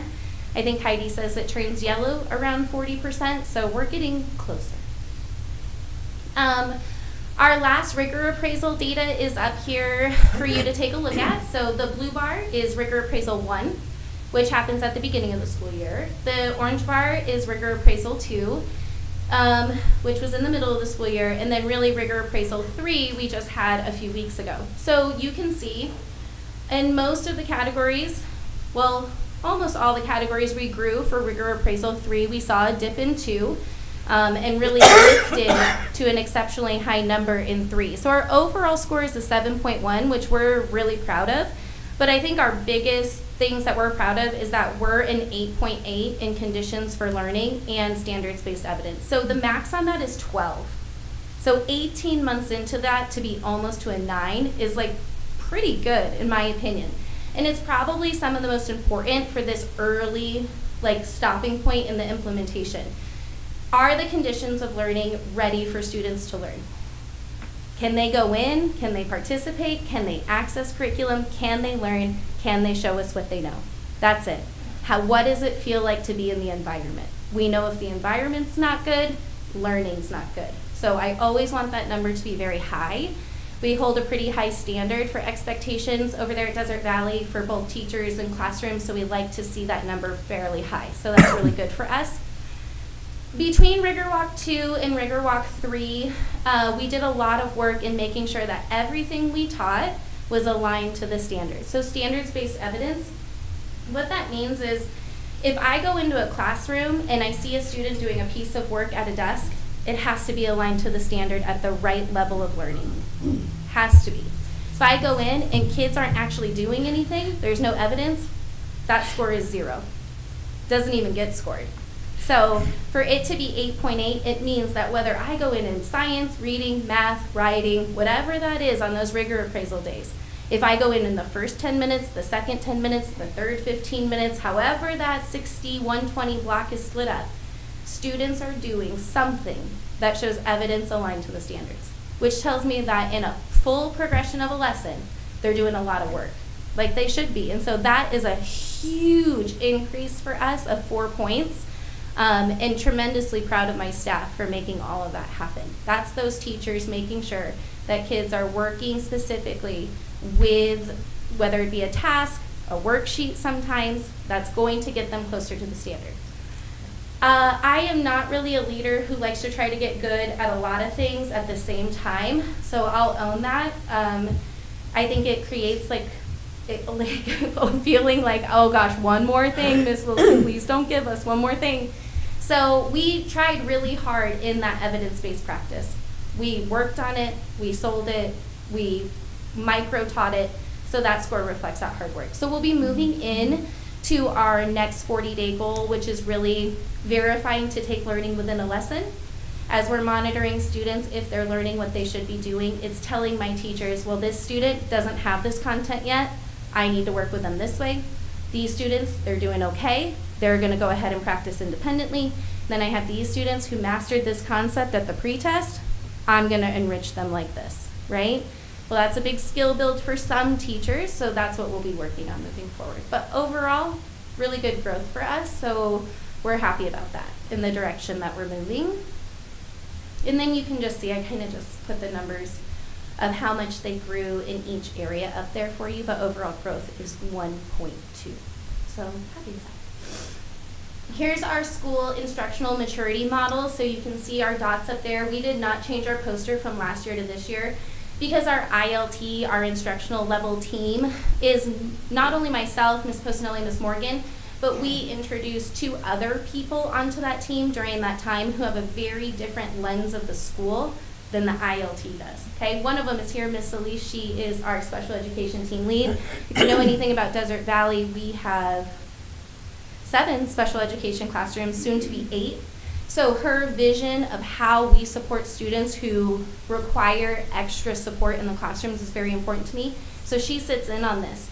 She's very good about telling me, how does the model of instruction help our subgroups? How can our subgroups gain more access within the model of instruction? So she plays a big part in that. We're happy to kind of show that we've moved. We're in the silver dots up there, so we're seeing a lot more like standards-based practice. We're still working on collaboration. Our core instruction is a lot more student-centered than teacher-centered. Unless you're in there in the direct instruction, which Dr. Stewart talked about earlier, we teach primary kids, kindergartners, first graders, second, K4, they need someone to tell you, this is how you do this. It's our primary job to make sure we teach them. This is how you do this skill. So you will always, always, always see direct instruction. What we do after that, how we measure the direct instruction within the lesson, is how and where the model of instruction really steps in, okay? So teachers get the opportunity to do their very, very best instruction in that tier 1.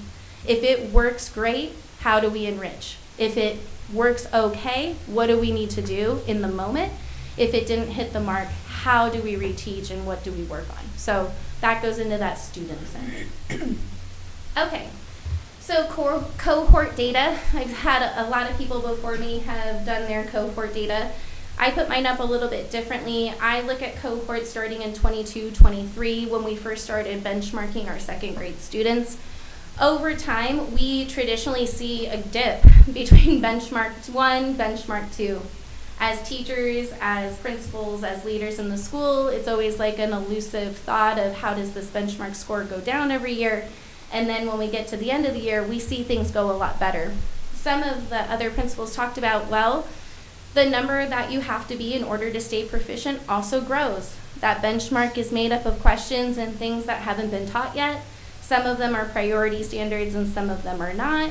And so we try to look at Galileo as an indicator of how and what our students will do when they go to perform on the state assessment. We also look to see, do our students carry over their knowledge from the year before into the upcoming year? So just like most of the other previous years, we saw a backslide between benchmark 1 and benchmark 2. Not too bad. For me, anything under 10% is pretty good. When we have a cohort of 100 kids, I think, okay, what is 10% of them? How many students am I actually talking about? I try to think about where some of those slides come. We had a much bigger slide in second grade math than we originally thought, but I think that we're continuing to work on some content issues in second grade and just kind of get our students caught up a little bit on how to use, basically going from very hands-on into more abstract.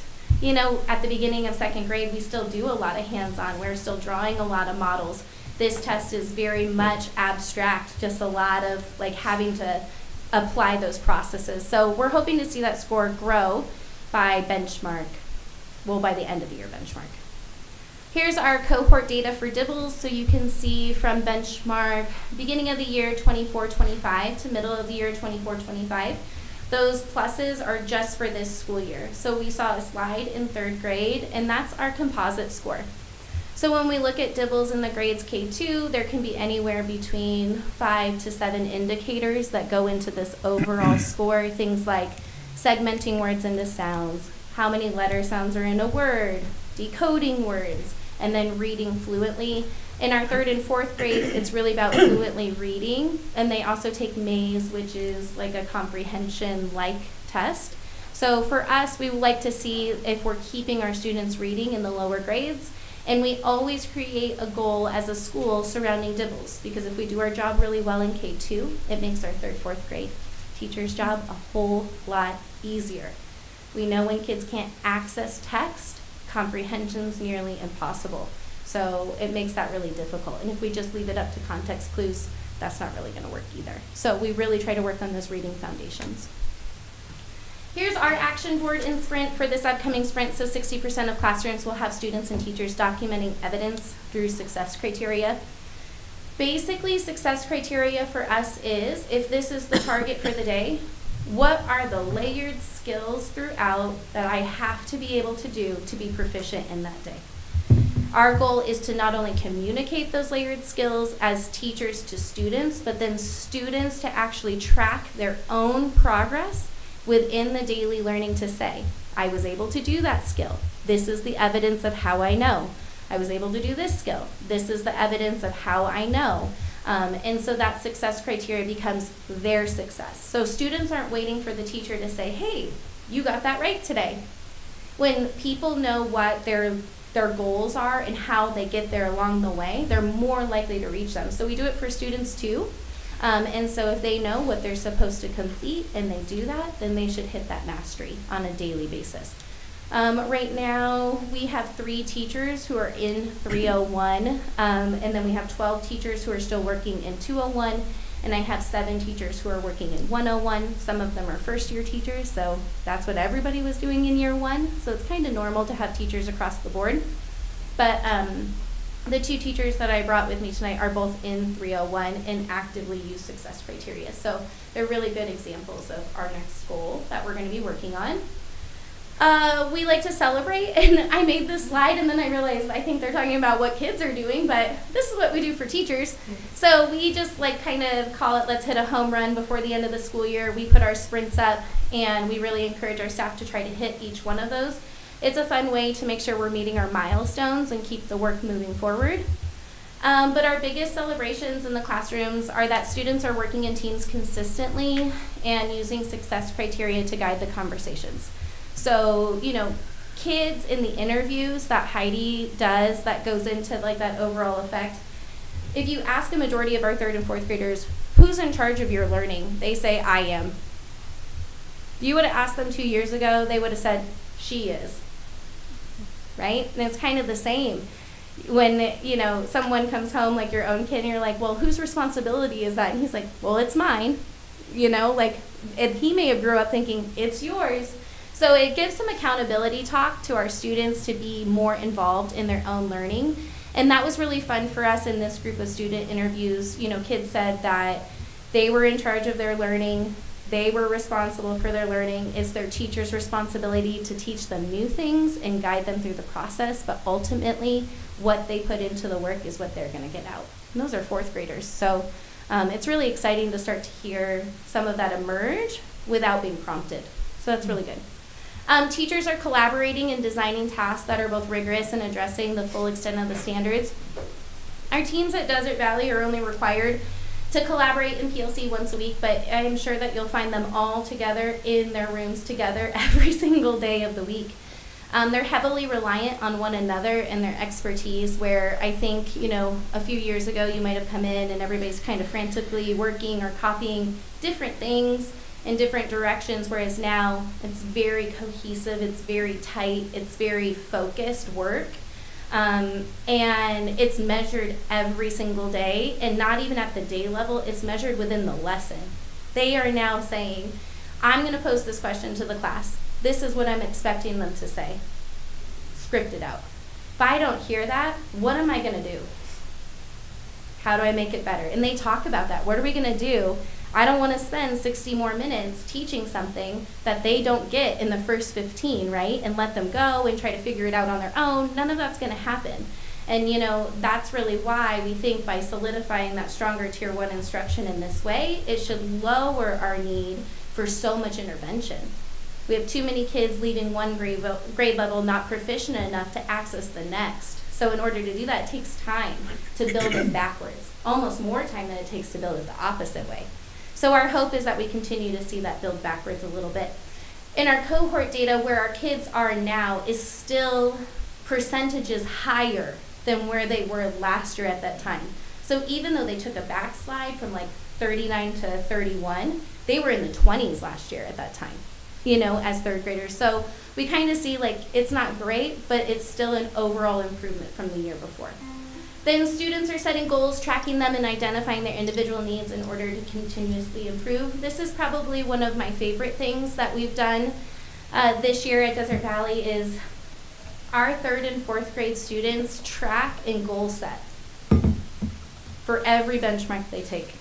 They track, they goal set, they talk about what's going to make me really strong in reading. What do I need to do daily to be better at that? You know, Heidi likes to use this analogy, I'm going to go out and run a marathon, but I don't run any of the days. I just show up. It's not going to be very successful. So when we work with our 3rd and 4th graders, it says, well, I want to grow by 10%. Okay, but how are you going to do that? I'm going to read more. Well, is that going to make it work? And then they start to think, well, reading more is not going to automatically get me there. So they start thinking about what can I do in class every day? What can I do at home every day? How can I be more involved in my own learning? And we actually goal set all the way to kindergarten. So our kindergartners set goals for themselves in dibbles. They color this like really cute little bar. When we progress monitor them, if they make their goal, they color their bar, they move their clip. So we're trying to bring that practice all the way down to the bottom. But I think this is my last slide. Last one. Oh, what changes have I noticed? More collaboration among students and teachers. Balanced leadership, which is really important for me because most of the time as a principal you think that you're responsible for absolutely every single thing all day, every day, right? Empowerment empowers teachers to take on more responsibility. in what they're doing every single day in the model of instruction, instead of kind of being like, well, I taught what the curriculum said, like I taught what the book said, that's why it didn't work. You know what I mean? It removes that barrier. It's like, no, if that's not meeting the student need, how do we change it? What are you doing? How are you collaborating? How are you going to move that forward? So it brings like a more to a balance that we're all in the same work together to move it all forward. It doesn't only hinge on one grade level taking a test or this person being there every day. It's really about how we move the school forward together. So student ownership of the work, a vision for change, and just overall school improvement. For us at Desert Valley over the last couple of years, we've worked very, very hard at that vision and just driving towards it. I think that's really what pulled us along the way in the last couple of years towards the A for the first time ever. Just like the continuous look at improving this opportunity to learn for kids. So we're great at growing kids. We're still working on proficiency. So we want to maintain growth and increase proficiency. That's our vision for change. And overall school improvement. We can be better every single day. So we take on small tasks, focus on them, get better on them, and then move on. One thing at a time. Get good at one thing at a time. So, Mr. DeLima, Ms. David, come on up. I just want to have them share what their experience is like working in the model of instruction. Something that's, Mr. DeLima teaches 4th grade, and Ms. David teaches 3rd grade. And they're actually a partner pair. We do some peer-based mentoring too at Desert Valley, so they like challenge each other. So he gets to work with his 4th grade peers, and then she gets to work with her 3rd grade peers, but they also work together because guess what? What she teaches leads to what he teaches. And when he needs to help kids that are in a lower grade, she can help them too. So we kind of build that in a little bit, but I'll have them talk about their experience with empowerment. Good evening, I'm Ms. David from Desert Valley. So, as a teacher, implementing IE inside the classroom really made a great impact. Not just only how students collaborate, but right now, how they coach one another. And we always use data that we gathered from the students to help us to plan better lesson plan that will help us to help the student hit the full extent of our standards. And also, if it is during the lesson, the data that I gathered from the students during monitoring will help me to determine which students I need to pull out to work with me during Tier 2 instruction. So overall, implementation made a great impact, not just only to the students, but also for me as a teacher. Thank you. Thank you. All right. Hi. Good evening. I'm Mr. DeLima, Mr. Galvinson DeLima, 4th grade teacher. So as a teacher, for me, I'm gonna start with coaching. So coaching is invaluable for navigating for complexities as a teacher. So it offers guidance, support, and space growth and reflection. So ultimately leading to a more confident and effective teaching practice. So I am a Filipino teacher. I've been teaching for 9 years in the Philippines, and I came here in the United States of America and be a cultural exchange teacher. So I applied most of the methods of teaching that I learned in college education, and I innovated some strategies of teaching that I learned also in my college education. But when I got here in the United States of America, for any other new teachers, I struggled. But on that year, it was also a lucky year. Why? Because it was the first year of the implementation of instructional empowerment, which the table turns onto me. So PLCs, professional developments, instructional sprints, rigor appraisals, and I want to stress out the look and learns, where I learned a lot from look and learns. So the feedbacks, comments there, I use them as my motivation also on how to solve my problems, on how to address the needs of the students, and on how to address their needs in all subjects. So through IE, through instructional empowerment, I can observe how my pupils' learning develops and changes as a result of the implementation. So instead of being stuck, for example, if instead of being stuck and doing nothing, I can see how students take charge of their own learning. Students in turn, they progressively thrive in team-based structures where each team member develops into a trusted peer and problem solver, enabling the group to successfully take on increasingly a challenging learning task and transform them from unproductive struggles to productive ones where team members support each one another. So they refer, one of their tools, they refer back to their getting unstuck thinking guides, and also the back on track thinking guides and learning target and success criteria thinking guides. So each one of my students have this packet with them every day. So these tools are their reference on how to go along with the lesson also. So they fosters in the teams a feeling of belongingness and shared community and accountability for their learning. So they additionally they learn and practice to be a problem solver and critical thinker. So they establish their own learning culture with the team structure as an outcome. So moreover, I use daily data to better determine who are these students need help and to address their needs in all subjects. So that will be included both in planning and during Tier 1 instruction in order to meet the full intent of the standards. So I'm going to show you one of the evidence, documenting evidence which instructional empowerment gave us. So I made a digital copy where I can monitor which success criteria that they need to that they need help. So I monitor them daily. So I use this data to identify which students that needs help during Tier 2 time instruction. Thank you. Thank you. Thank you very much.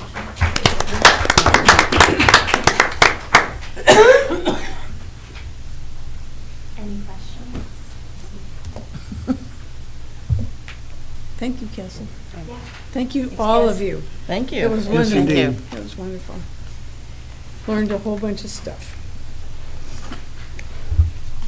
Oh, it's hard to know where to go back to. Item 1.4, fall and winter assessment data comparisons. Would you put this up, please? Well, you've heard a lot of information. So what I want to share with you is I had some PowerPoint stuff that came with these data, but I think I want to just talk about this for a few minutes, kind of just to show some quantitative data, if you will. So just the top part, if you would please. So if you notice, first of all, it's got language, arts, and math. Secondly, the grade levels. The third column, these are the national Galileo benchmarks between fall testing and the first and second test. Okay, so I could go into all of the research kinds of things of how they got these numbers. And if you're like me, you can read them and understand them for about 5 minutes, and then you go, oh, okay. Essentially, it's saying this is the prediction for growth from first benchmark to second benchmark, okay? The next column is the average amount of learning for first semester last school year when we were brand new with MOI for our schools, our Galileo scores.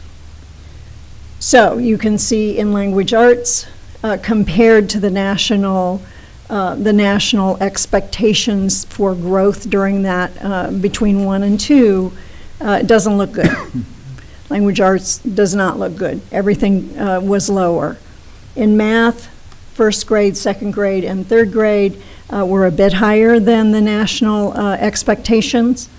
And then from fourth on up, not so much. So when we compare those data from last year when we were just starting IE and learning a new model of instruction to implement and enhance what we're doing, then we can compare with this year. Cass, if you'll roll it up a little bit, please. Thank you. So once again, on the left, or in the third column, is the national, the national benchmarks. And you'll notice that a couple of numbers in there, if you compare them to the ones for last year, there are a couple of numbers that are different. That's because they recalibrate those every year based on national norms. So essentially, this is like if you're thinking a bell curve, those numbers really are that top of the bell curve number. Okay, so now we're using our model of instruction to enhance what we're doing. And for language arts, you can see it looks way better than last year, but we still have some work to do. But overall, Cass, if you'll bring it just down enough to see the weighted average. No, I just need to, there you go. Thank you very much. So if you notice for language arts last year, the weighted average for ELA was a negative 69%. For this year, it's a negative 9%. So it demonstrates growth, even though we don't have the growth as much as we want, but it still shows a significant difference in the learning that's going on for our students. When we look at math, we can see that every grade level except 8th grade has shown a greater growth at the middle of the year than is the anticipated growth for the middle of the year. And from a negative 32% to a positive 44%. So, pretty big change. And so what this is really showing is not proficiency, it's showing growth. And as some of the principals have pointed out to you, that movement of those kids, and a couple of those graphs were pretty easy to tell when you move the students from red to yellow, and from yellow to green. Even those kids who are still in the red, some of those have moved from the very bottom to maybe the top of red to be that. So growth is significant. We get growth before we get proficiency. So I don't want to belabor the point. I just wanted to share the information with you because I saw this as being very promising relative to our specific data. I like it that we're going to be looking at some other possible testing options, and see if we've got something that will serve us, give us better data. And I don't mean necessarily better in the sense of we get better numbers that we can go, oh, the data look better, but a tool that better meets our needs. So it's a good thing that we might be looking at those. So I don't want to belabor it. If you have questions about it, I'll try to answer them. I'm not the data guru on these kinds of things. I depend on other people for that.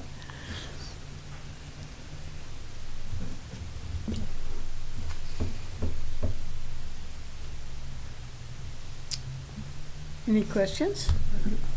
Okay. Item 1.5, adjourning the workshop.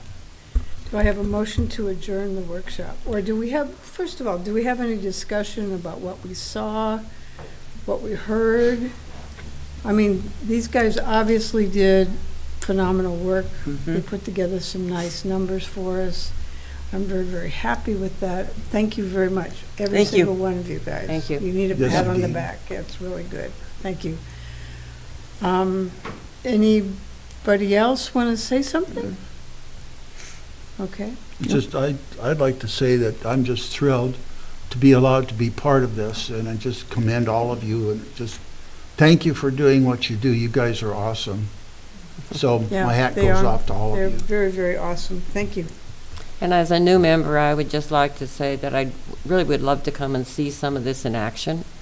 I was a principal at one time too, and I understand we didn't have the database that you have. And we honestly didn't know how our kids were doing often. So I think this shows promise, and I'm hoping that you like it and it is effective for your schools. Okay, thank you.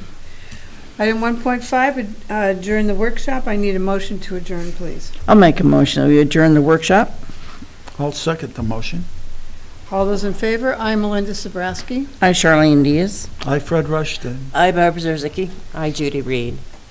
I would like to put a pause in here until 8 o'clock so that we can get up, walk around a little bit. We've been sitting here for about 2.5 hours. Yeah. That's enough. that gives you guys a chance to get out of the parking lot before I get out of the parking lot. Okay? Thank you very much for doing what you've done tonight. I really appreciate it.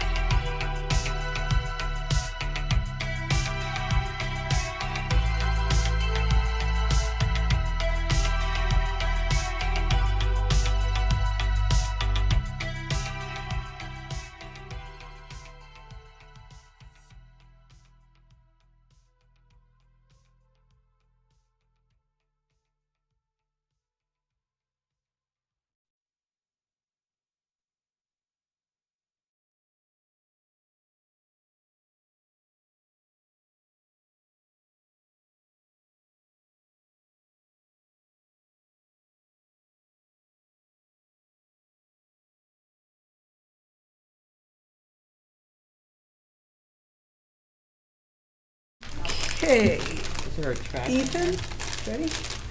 Come on in the corner.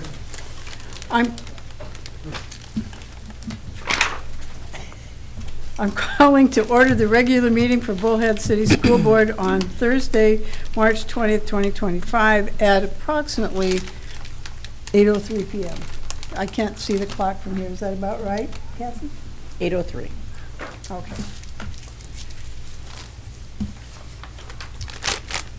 Roll call. Present, Melinda Sabrowski. Charlene Diaz here. Fred Rushton here. Barbara Zarzicki here. Judy Reed here. Would you guys please stand and say the pledge with me? I Pledge allegiance to the flag of the United States of America and to the republic for which it stands, one nation, under God, indivisible, with liberty and justice for all.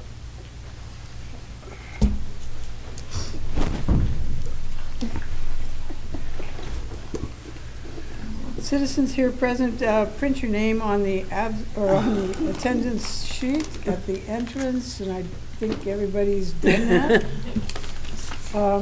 Call to the public, are we going to do this? There's no call to the public, right? Let's talk about donations. So we got 2 duffel bags, Catcher's equipment. yeah, and a whole bunch of balls, right? Uh-huh. So, What? Donations. 2 duffel bags and a bunch of is that balls. for the both teams, or is that for softball and baseball, or is that just No, baseball? it says baseball. Okay. Yeah. Well, thank you, Suzanne. I'm sure that they can use the balls because they get lost up there. They go down the hill.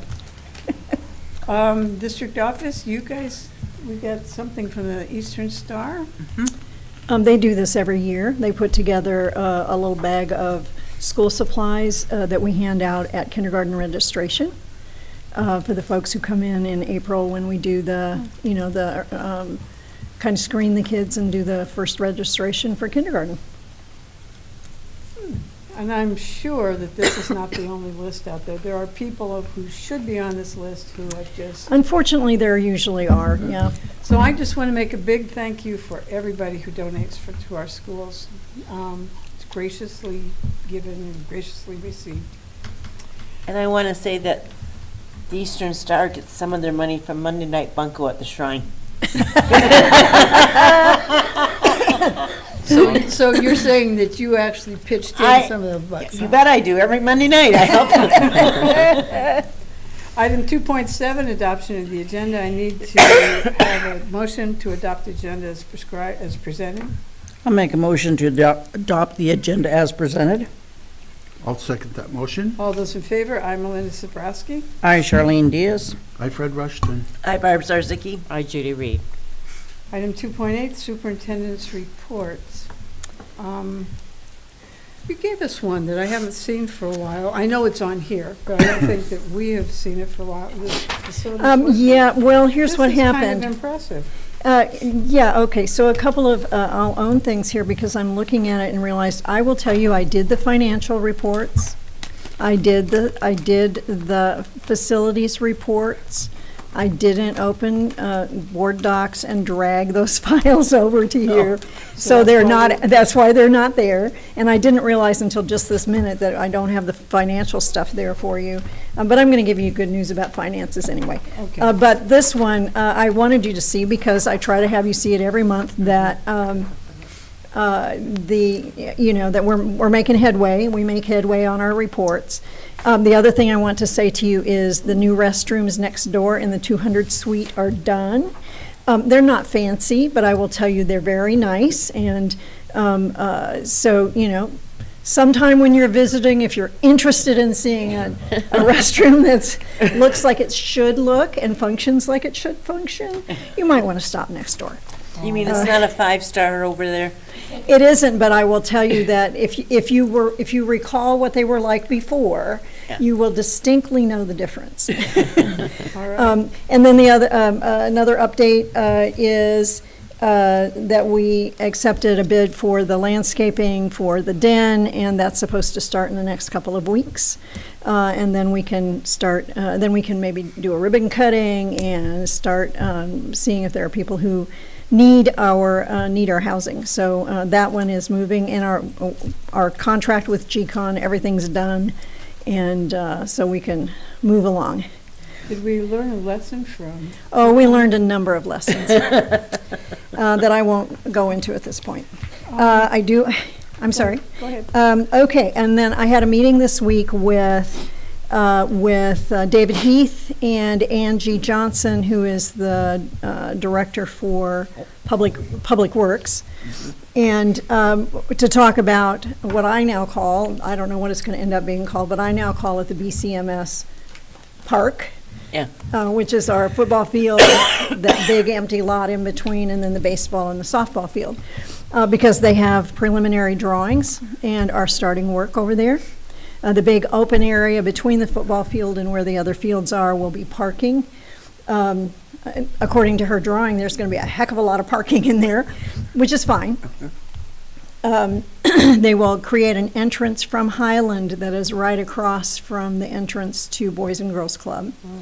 And they are going to completely replace the irrigation in the football field, and that will then be laid out as 2 youth-size soccer fields. On this end of the kind of empty area between, there will be a fenced-in area that will have restrooms and 2 playground structures for 2 different age groups. So probably, for littles, covered with an awning, and then for, middles, for kids with a covered structure. Then where the baseball field is, will be converted into a college-size soccer field. And then where the softball field is will be retained, but it'll be as a baseball field. So they have very, they don't have elaborate plans right now, but they've got, it's a very definite plan. And in all, other than the playground will have artificial turf, and under the equipment will be the soft surface. The other areas will have real grass, and go from there. Be new fencing and some things going on. So that was really good news. Insurance, the Meet and Confer group asked for us to have a presentation from ASBATE to compare with our Kairos quotes. We're going to do that Tuesday afternoon about 4:30. And then I will need for you to have a really quick special meeting because if we are switching from Kairos, we need to do that by the 28th, which is next Friday. So be thinking about that until by the end of the meeting for setting up a time. And then one last thing that I wanted to share with you, and I know it's kind of from January, but you all got this. This is the school district financial risk analysis from the Auditor General's office. You would have gotten it in an email. And Yesterday, I had reason to be having a conversation with Chris Votrebeck in the Auditor General's office. When I have questions about the budget and working on things that really have to do with the budget document, because he's one of the people who helps write that every year, he has been very helpful to me since the first year I came into this position, and never hesitates to take my call and talk with me. But I wanted to know from him as part of that conversation, because on the page that talks about budget limit reserve, operating budget, it listed us as being at high risk. And that made me nervous, because I don't want us to be at high risk on anything. It also made me curious, because we showed a reserve of $2.5 million, and I'm going, I'm not quite sure why that's a high risk. But it's because the previous year, we had $3 million. So if you remember that previous year, I was holding on to over $3 million in case AEL did not get waived. And then last year, I used part of it, but I saved part of it because I was again concerned about AEL. But we need reserves every year anyway. So he said, so of course it looks weird because it says we dropped by 25%, and that triggers this warning. And I said to him, I said, okay, so I shouldn't be worried about having this high risk label. He said, no. They do this with any district. They send these to every district. And he said, it's amazing how many districts don't pay attention to it. Oh, good. At least we read them, right? Well, and I pay attention because I don't want us to be at high risk.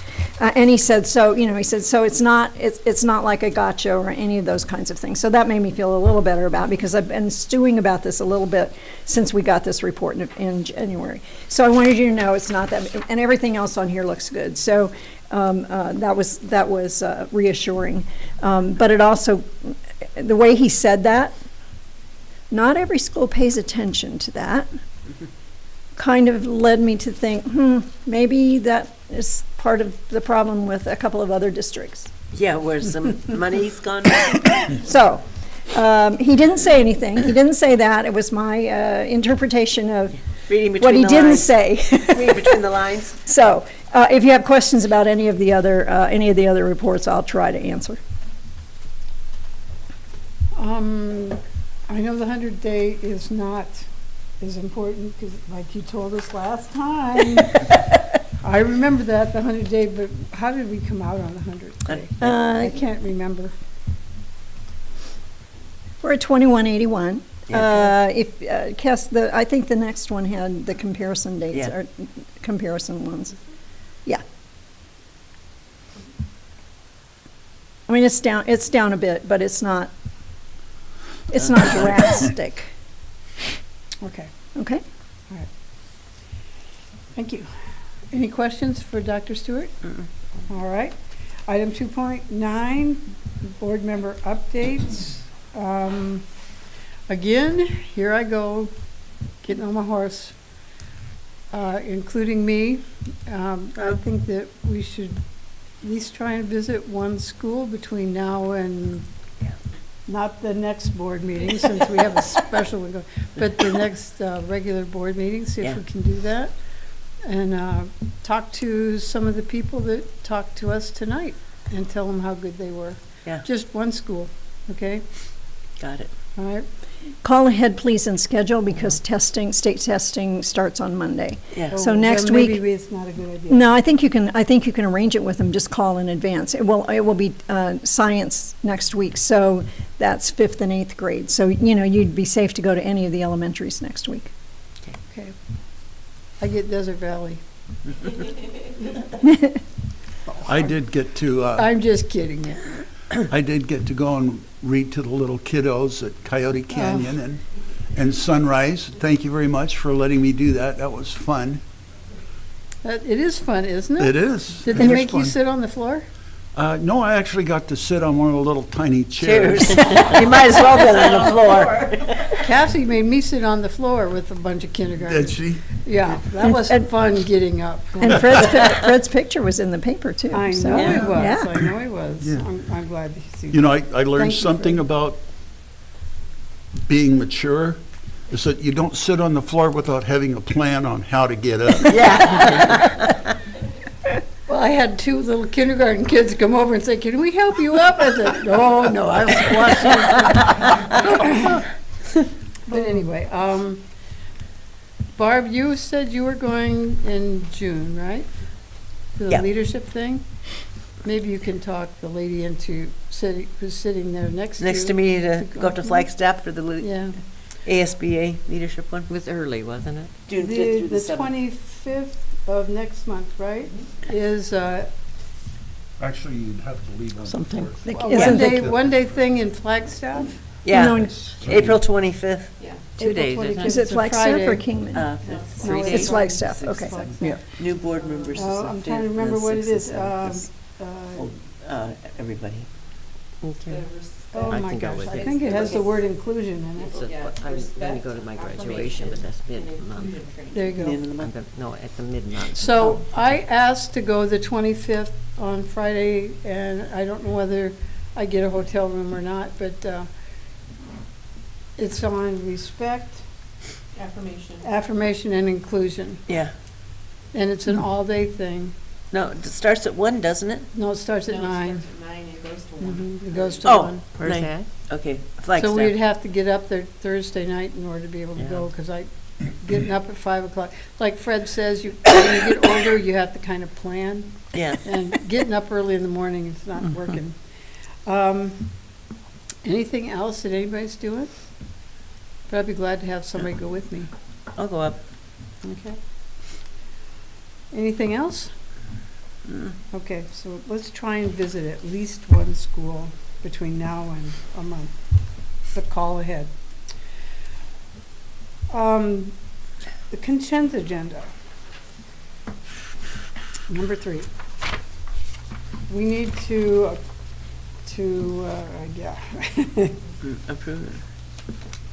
Have a motion. We need an approval for the consent agenda, but I would like to pull. Fred's on it.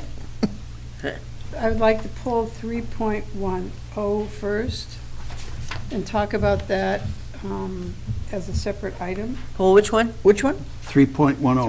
3.10, Third Oh. Amendment to renew ESI staffing agreement. I agree, I was going to do the same thing. Okay, so if we could pull that one and then have a motion to approve everything else? Madam President, I make a motion that we approve the consent agenda with the exception of item 3.10 that we would like to discuss, but remaining items, I move to approve. Is I there a second that motion. Pardon? Did you second, Judy? Judy Okay. did. All those in favor? I, Melinda Sabrowski. I, Charlene Diaz. I, Fred Rushton. Hi, Barb Zarzicki. I, Judy Reed. Okay, you want to pull that up, please?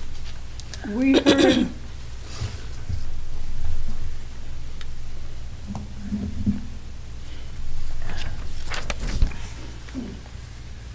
This is IE, No. right? No, Can't- this is not IE. This What is, is this? this is ESI. This is the company with whom we The staffing, contract for substitute teachers. And so Okay. this is the update, the third year of an agreement with them for substitute teachers. And this is the one we were going to go into an agreement with for super. Yes, for principal administrator. other educators, Yeah. yes. And that'll be probably a separate agreement. We're not there Okay, yet. It's not part of this? No, this is just the third step in our agreement with them for the I thought teachers. maybe we were adding that on. and I- no. okay. Then I pulled it in prematurely. Fred, did you have a question? I just wanted to find out what it was because. We have all I these think acronyms. Pardon? We Yes. have all these acronyms, Well, right? the staffing, I think staffing is probably one of our most critically important issues. Yes. So at any rate, if this is just an amendment to an existing staffing agreement, and basically what I'm seeing is it just amends it to include the next calendar year. Exactly, in the next school year. Yes. School year, yeah. Yes. Okay, I'm But fine. How come we haven't added the other part to this? You mean the original agreement Yeah. or the other? The admin- They had already sent us this piece before we talked about the other one last week. Okay. So it's kind of one of those, if you will, crossed in the mail Okay. kind of things. I need a motion then to approve item 3.10, third amendment for renewal of ESI staffing agreement for school year 2025-2026. Madam President, I make a motion that we approve the third amendment to renew the ESI staffing agreement for school year 2025-2026. I'll second that motion. All those in favor? I, Melinda Sobransky. I, Charlene Diaz. I, Fred Rushton. I, Barbara Zarzicki. Hi, Judy Reed. Item 4.1, correction of salaries offered for renewal contracts and work agreements. With some embarrassment, I'm asking you to formalize the something that I missed. So when I presented the list to you of the people to whom we were offering contracts and work agreements, I had Eileen list their current salaries. But when I made the proposal to you, I said to give them the step increases. And I'm not sure that that got memorialized correctly in the minutes and in the motion. So I'm asking you please to, I'm not recommending at this point changing the salary schedule, but approve that all of the people would get a step. Okay. Okay. Yeah. Does everybody understand what it is this is all about? Okay. Do I have a motion to correct the salaries offered for renewal contracts and work agreements? I make a motion that we accept the correction of the salary offered for renewal contracts and work agreements to include the step increases. I'll second the motion. All those in favor? I, Melinda Sobransky. I, Charlene Diaz. I, Fred Rushton. I, Barbara Zarzicki. Hi, Judy Reed. All right, item 5.1, cooperative purchasing agreement for ETC. Madam President and board members, we use Synergy as our student information system, but rather than purchasing it directly from the company, it's not Synergy, but, excuse me, the company that produces Synergy, we work with ETC at NAU because they do the upgrades, they do the fixes if we need something fixed or changed. They're kind of the intermediary. Excuse me.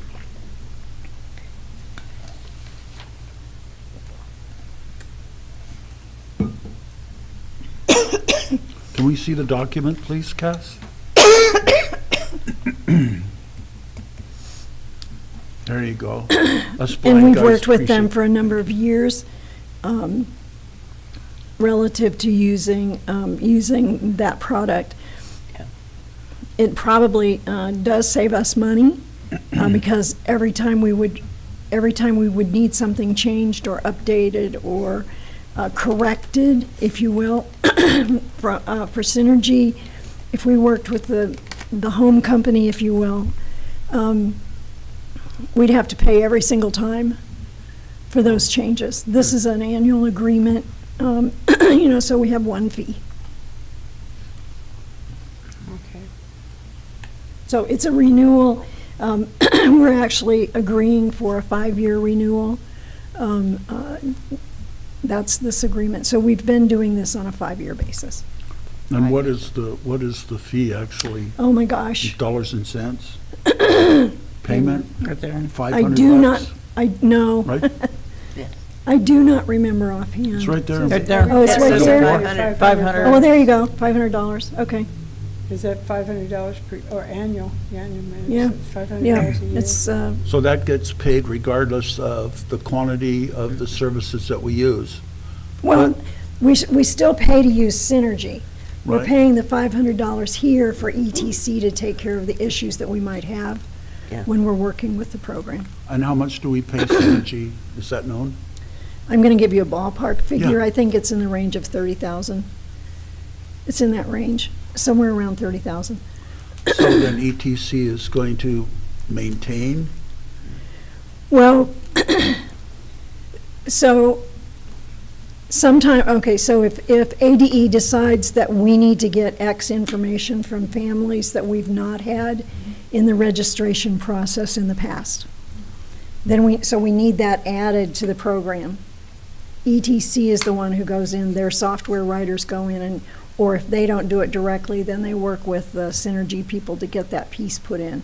Synergy is used nationwide, and so for it to be kind of modified or for each state to match each state's needs or requirements, somebody's got to make those changes. And so ETC is then very familiar with what the state wants done and what we want done. And So, if I understand it correctly, then it's a $500 flat fee whether we use them or not.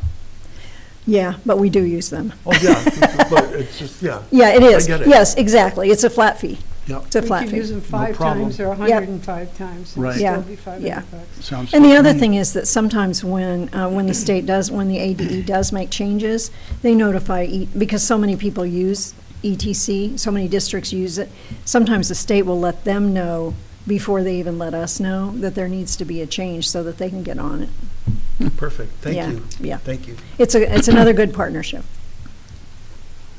Okay. I need a motion to approve the cooperative purchase agreement for ETC. I'll make a motion to approve the cooperative purchasing agreement for ETC. I'll second the motion. All those in favor? I'm Melinda Sobrowski. I, Charlene Diaz. Hi, Fred Rushton. Hi, Barbara Zarzicki. Hi, Judy Reed. 5.2, Regulation KJARA, Relations with Booster Organizations. Madam President and board members, this came about because the parent support organization at Diamondback reached out to Lance for some assistance with some issues. In that case, namely that for some reason their parent organization has 2 Facebook pages, and one of them has been taken over by hackers and I don't even know what all to call them, but they now use that page to advertise things as if they're selling, oh, we have these products for you, help raise money for the PTO or the whatever for Diamondback School, and they're using our logos, they're using all kinds of things. So that sorry, that group reached out to Lance.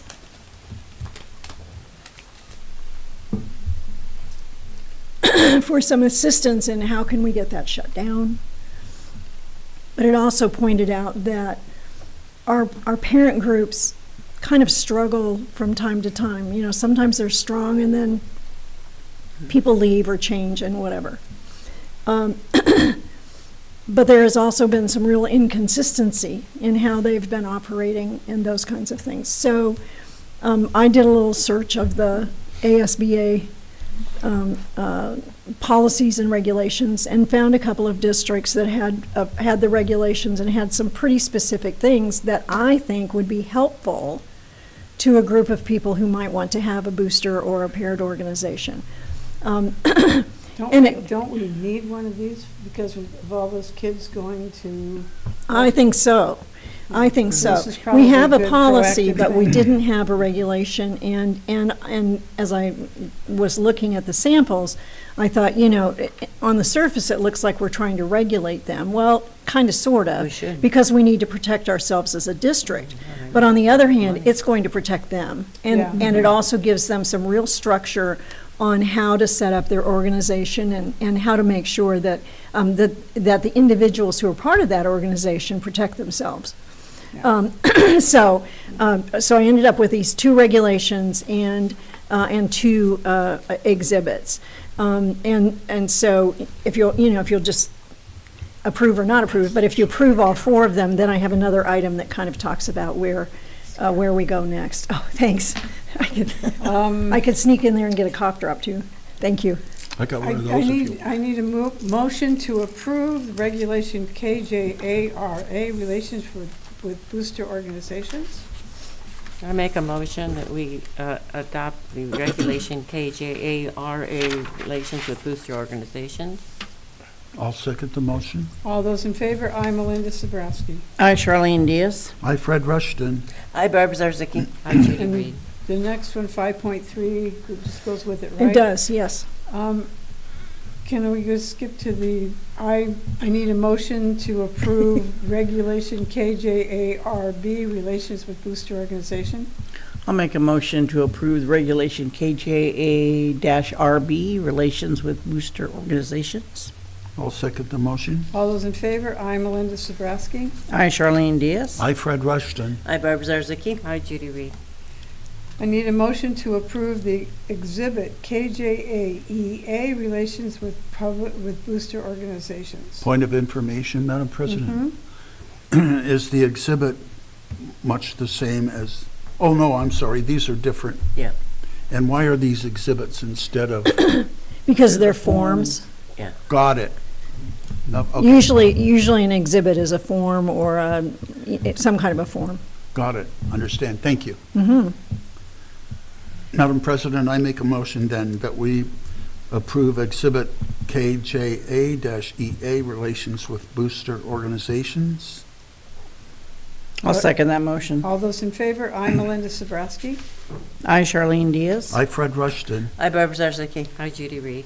5.5 is the same thing. Exhibit A, I need a motion to approve exhibit KJAEB, relations with booster organizations. Madam President, I make a motion that we approve exhibit KJA-EB, relations with booster organizations. I'll second that motion. All those in favor? I, Melinda Sobrowski. I, Charlene Diaz. I, Fred Rushton. Hi, Barbara Zarzicki. Hi, Judy Reed. Item 5.6, board direction regarding presentation of regulations and exhibits. Whoa. Madam President and board members, the person that Cass works with at ASBA informs us that we don't have to have a board vote on regulations and exhibits, that superintendent can do those things. I've always done them partly because we want to be transparent about what we're doing, and and I certainly want you to be informed. But I want some direction from you on if you would like in the future that rather than making them new business action items, that they could be new business discussion items where I just present them. It's like a report. Here they are. And then if you have changes, you can, or things you want me to do differently, then you could agendize it. Sounds like it'd be more efficient. Sounds like I won't have to read all We won't have to Yeah. We won't have to sit through 2 or 3 readings of them. to approve. I make a motion that we approve 5.6 board direction regarding presentation of regulations and exhibits. Okay, and before we vote on it. I'll second the excuse me, motion. Thank you.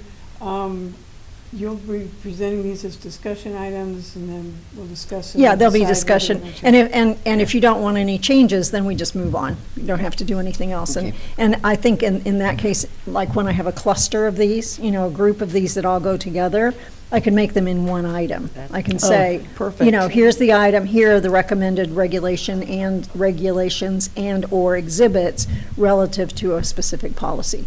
It also means that when we get those policy advisories from ASBA, because those always involve a policy and then some changes in regulations and exhibits, that we can do the same thing with those. All right, it was good. I'm Melinda Sobrowski. I, Charlene Diaz. I, Fred Rushton. I, Barbara Zarzicki. Hi, Judy Reed. Item 5.7, proposed changes to the operation of Bullhead Finally. City District Child Care, yeah, they've been sitting here all this time. Child Care Center for school year 2025-2026. What are these changes? Are we going to make it bigger? Well, we're going to, our proposal is to expand a bit. Mm-hmm. We don't have any control over who has babies and who doesn't. And we don't have any control over those kids getting older, right, and aging out of it. So we've not had a full child care center this year. But we also now are operating well and, know that Michelle knows all the ins and outs and makes it run really smoothly. Interestingly enough, I had on my to-do list to call her about this issue, and she sent me an email, and we were on the same track. So we'd like to recommend to the board that we expand who's eligible next year. So first of all, the employees' children, that won't change. Our employees' children are still eligible, We would not change the rate. And then the rate, since I have another proposal in the next agenda item that has to do with the for-pay preschool, we might have some four-year-old children of employees who this year, for example, go to the child care center early, go to preschool, go to the child care center after school for, until their parents pick them up. And so, we end up having them all day, which is fine. But we're not going to have those for pay, and we have another way of arranging for employees' children. But they would still be able to go there for the length of time that they needed to be just for the child care center. So essentially no change for our employees. We would like to propose that the grandchildren of employees be eligible. Charlotte goes, yes. Okay. For the days when, once again, when the child care center's open, and the rate would be the same as we are charging for our employees. And the children would not have to be living with the grandparent. It's just that, there's this is a benefit for employees. This is a way for us to help keep employees and expand the number of employees who would view this as a benefit. So essentially the same guidelines as for employees' children. We would further like to expand the opportunities by offering to employees of our surrounding school districts the opportunity for their children to enroll in our child care center. We've had some requests. I don't know that it's a huge number of requests, but we've had some requests. And so we consider our surrounding school districts to be the high school district, Mojave Valley Elementary, Malk, and Young Scholars, and Desert Star. And so we would offer this opportunity to employees of those districts to be eligible only on the days of hours, on our calendar, and then you can see what the rates would be. Michelle did some research on the rates of other child care centers, and we're competitive. And in fact, a number of child care centers don't offer birth to one. Yeah, right. So, and of course, that's the one where you have the lowest student or child to caregiver the ratio. Ratio, and so it's a little more expensive to run the infant room, and that's why the rate's a little higher. Mm-hmm. So. And if you have questions, Michelle probably could try to answer. I just want to say that Michelle ran the at Mojave campus for many, many years, and I was her supervisor for quite a while, and she runs a wonderful center, and their preschool activities were excellent. And they still are, and we are awaiting, I haven't heard yet, we are awaiting national accreditation or certification. Yes, my window opens next Monday, the 31st. So, and then it's a 2-week window. They surprised me on one of those days, but we'll be ready.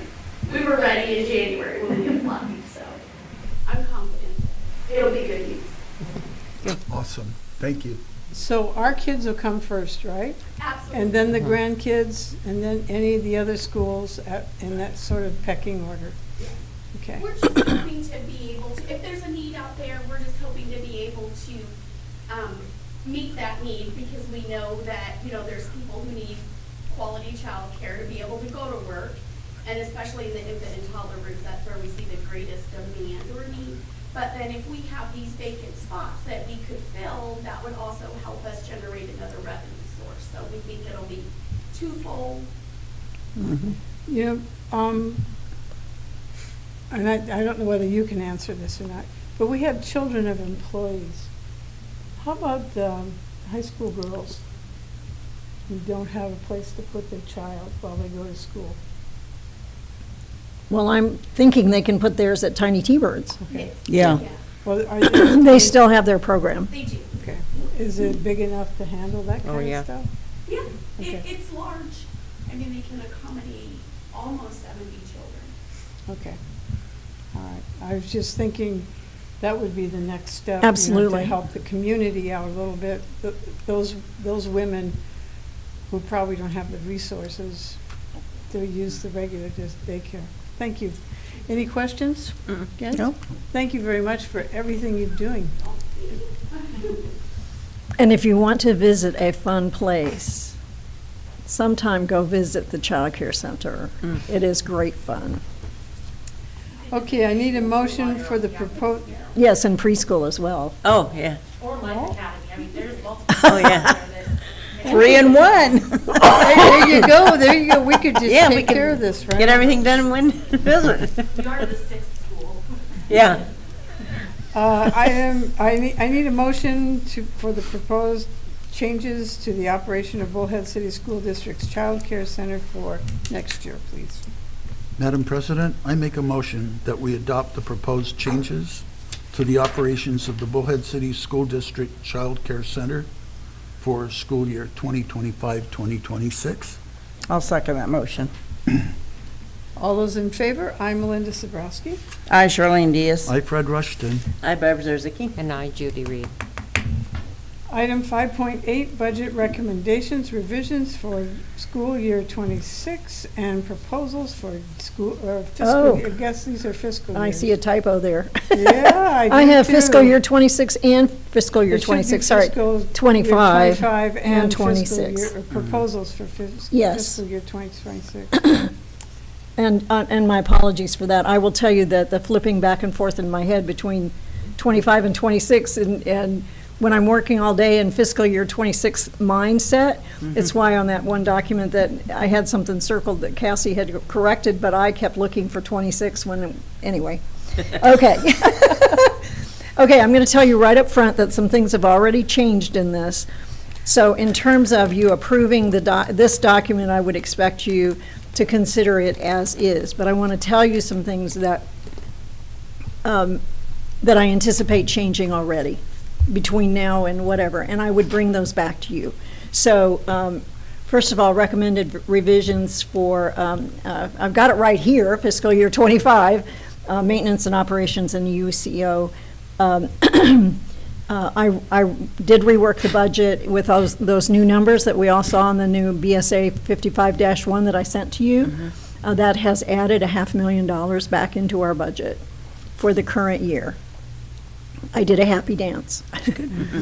The current reserves for, combined reserves for M&O and UCO, right now, I put 2.6 million on there. When I finished the calculations and the work on it today, we're at 2.78. So almost 2.8 million, so another $200,000 in reserves right now. Distribute those corrections between the M&O and the UCO budgets for the May final revision. So what I've been working on yesterday and today was playing with that $531,000 and putting them, in those two budgets to figure out how to make best use of them between now and the end of the year. Primarily because we're doing okay, we're fine. Okay, if we didn't have $2.7 million, it would be different. But that tells us we're fine. Okay, so they're adequate. That's why I was playing with it to see what we might be able to do. I want to consider any big capital projects or purchases before finalizing that, bringing to you that May revision. So I have tasked Mark Scott with checking to see if we have any anticipated big maintenance things that maybe don't have to be done because it's not an emergency, but it's one of those that, coming down the road real soon, we might have to do it, kind of thing to consider. The other thing that I was looking at there is we have an application in for electric buses. And we haven't heard anything recently. Jen works on all of those grant applications. We requested three electric buses, which means we would have to have either 2 or 3 charging stations, and we would have to pay for those or the infrastructure for those. So I would set aside some money in there in capital for that. And then I would like to consider, this is not part of what you're approving tonight, but I'm giving you the idea of what I would do with that consider big capital projects, okay? I'd like us at least to get through the design phase of the office change at Fox Creek. It's not the kind of thing that SFD is ever going to pay for. They won't ever do that. And for us to do it, it'll have to be in phases. And so, I'd set aside some money that would end up being rolled over, but we'd earmark it, just like we earmarked money from last year's budget to purchase the special ed bus this year. I'd earmark it for design for that office, perhaps design and engineering for that office change. That would get us set up for then, figuring out some money to make it actually happen. And then one of the things that I also thought about that we don't have is, I call them the white buses. They're the smaller buses, 14-passenger buses that can be used for small group field trips or athletics. Or if we actually followed through or needed to follow through on something you all approved earlier this year, which is transportation for some of our employees, we would have a vehicle to do that does not require somebody to have a CDL, a bus driver license. So that's just requiring, all of those just require me to be looking for, how much might these cost? What might I bring back to you for that may change. So that's what I was looking at for those things. Any questions about that piece? That's this year's dollars. And of course now I hesitate to say flush, but we're in really good shape. We're in really good shape. Okay, so recommended proposals, initial recommended proposals for the budget for next year. I would anticipate that we would, that both the MCO, or M&O, and UCO would be similar to this year. And, which of course now includes those step raises for our employees and longevity pay that's already built in. Secondly, that we would, whatever additional funding that is approved by the legislature when they finish the budget, and for many years now, that's been a 2%. That's been a 2% increase, which is about, when our base right now is $5,013. 2% makes it just over $5,100. So that 2% is about $100 per kid. That would be the first thing we would do with that would be to raise the salary schedules. That one step. So then teachers and other employees would get the current step raise, which is either $500 for teachers or 30 cents an hour for classified employees. But then when the base rate raises, they would get another 500 or 30 cents an hour. Okay, so to me that would be the first priority. I would recommend that you continue to 100% fund all of our various insurances. We know what the max is going to be because that's what we've been told already from Kairos. I am hopeful that ASBATE might come in with something better for us, and that increase will not be as great as we are anticipating. The current year, out of M&O, of the $1.5 million that we are paying this year, $900,000 was out of M&O, and I'm initially recommending in this document to reduce that to $350,000. I will tell you that yesterday after we posted, I met with Kevin from IE, and to cut that drastically from $1.5 million that we were paying for out of M&O and the grants. The grant funding is gone. That we would have to cut drastically to bring it down to the $1 million that I anticipated, and I'll talk a little more about that in a minute. So I probably would come back to you for a different number for that particular line at the next meeting, the next regular meeting. Personnel changes. So here are some things going on. We need to add a special ed preschool classroom at Coyote. The numbers just keep multiplying. This is a special ed class. This is a special ed classroom. So currently we have three. We need a fourth one. Because we have the three, as each year goes along, we add all those 3-year-olds. So at the beginning of the year, parents out there, they understand preschool starts at 4. And so there are a heck of a lot of parents who come in to enroll their children in preschool. Many of them who might qualify at least for speech, qualify for SPED, and we didn't even know they were out. We didn't even know they were out there in the community.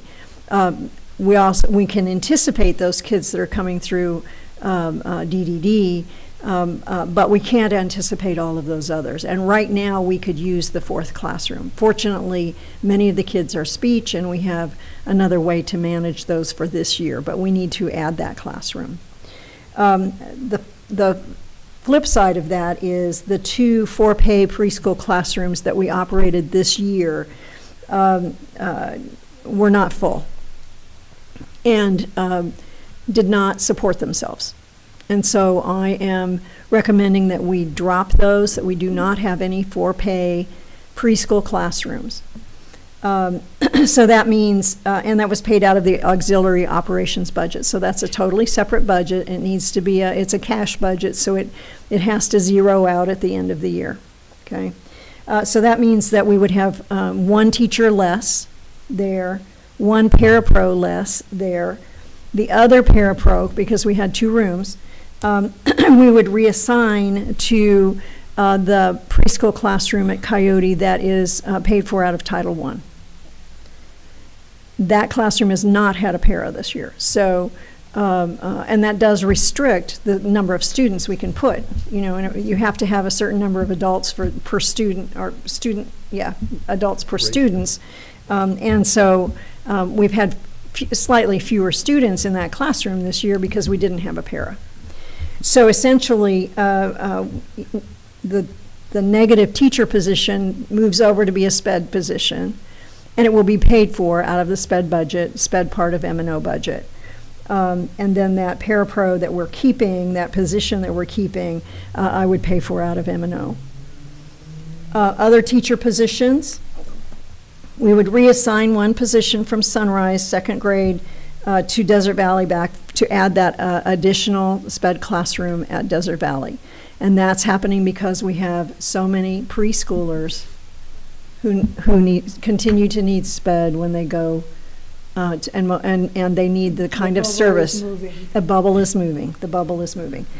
We had moved that, the position at Sunrise was one that in the middle of the year we moved from a vacant 1st grade position at Desert Valley up to Sunrise, but we had not been able to fill it. And that's why Chris was talking about the fact that they had 28 in the 2nd grade classrooms. We have a long-term sub in there right now to finish out the year, but the position's going to go back, needs to go back. So that's a wash in terms of number of employees. And then move 2 music and 1 art position from M&O fund to the classroom site fund, which costs about $220,000 with salaries and benefits. That would mean that all of our art and all of our music teachers are funded with classroom site fund. Okay, and then Is that putting all our eggs in one basket, so to speak? Well, there have been times in the past where it's been.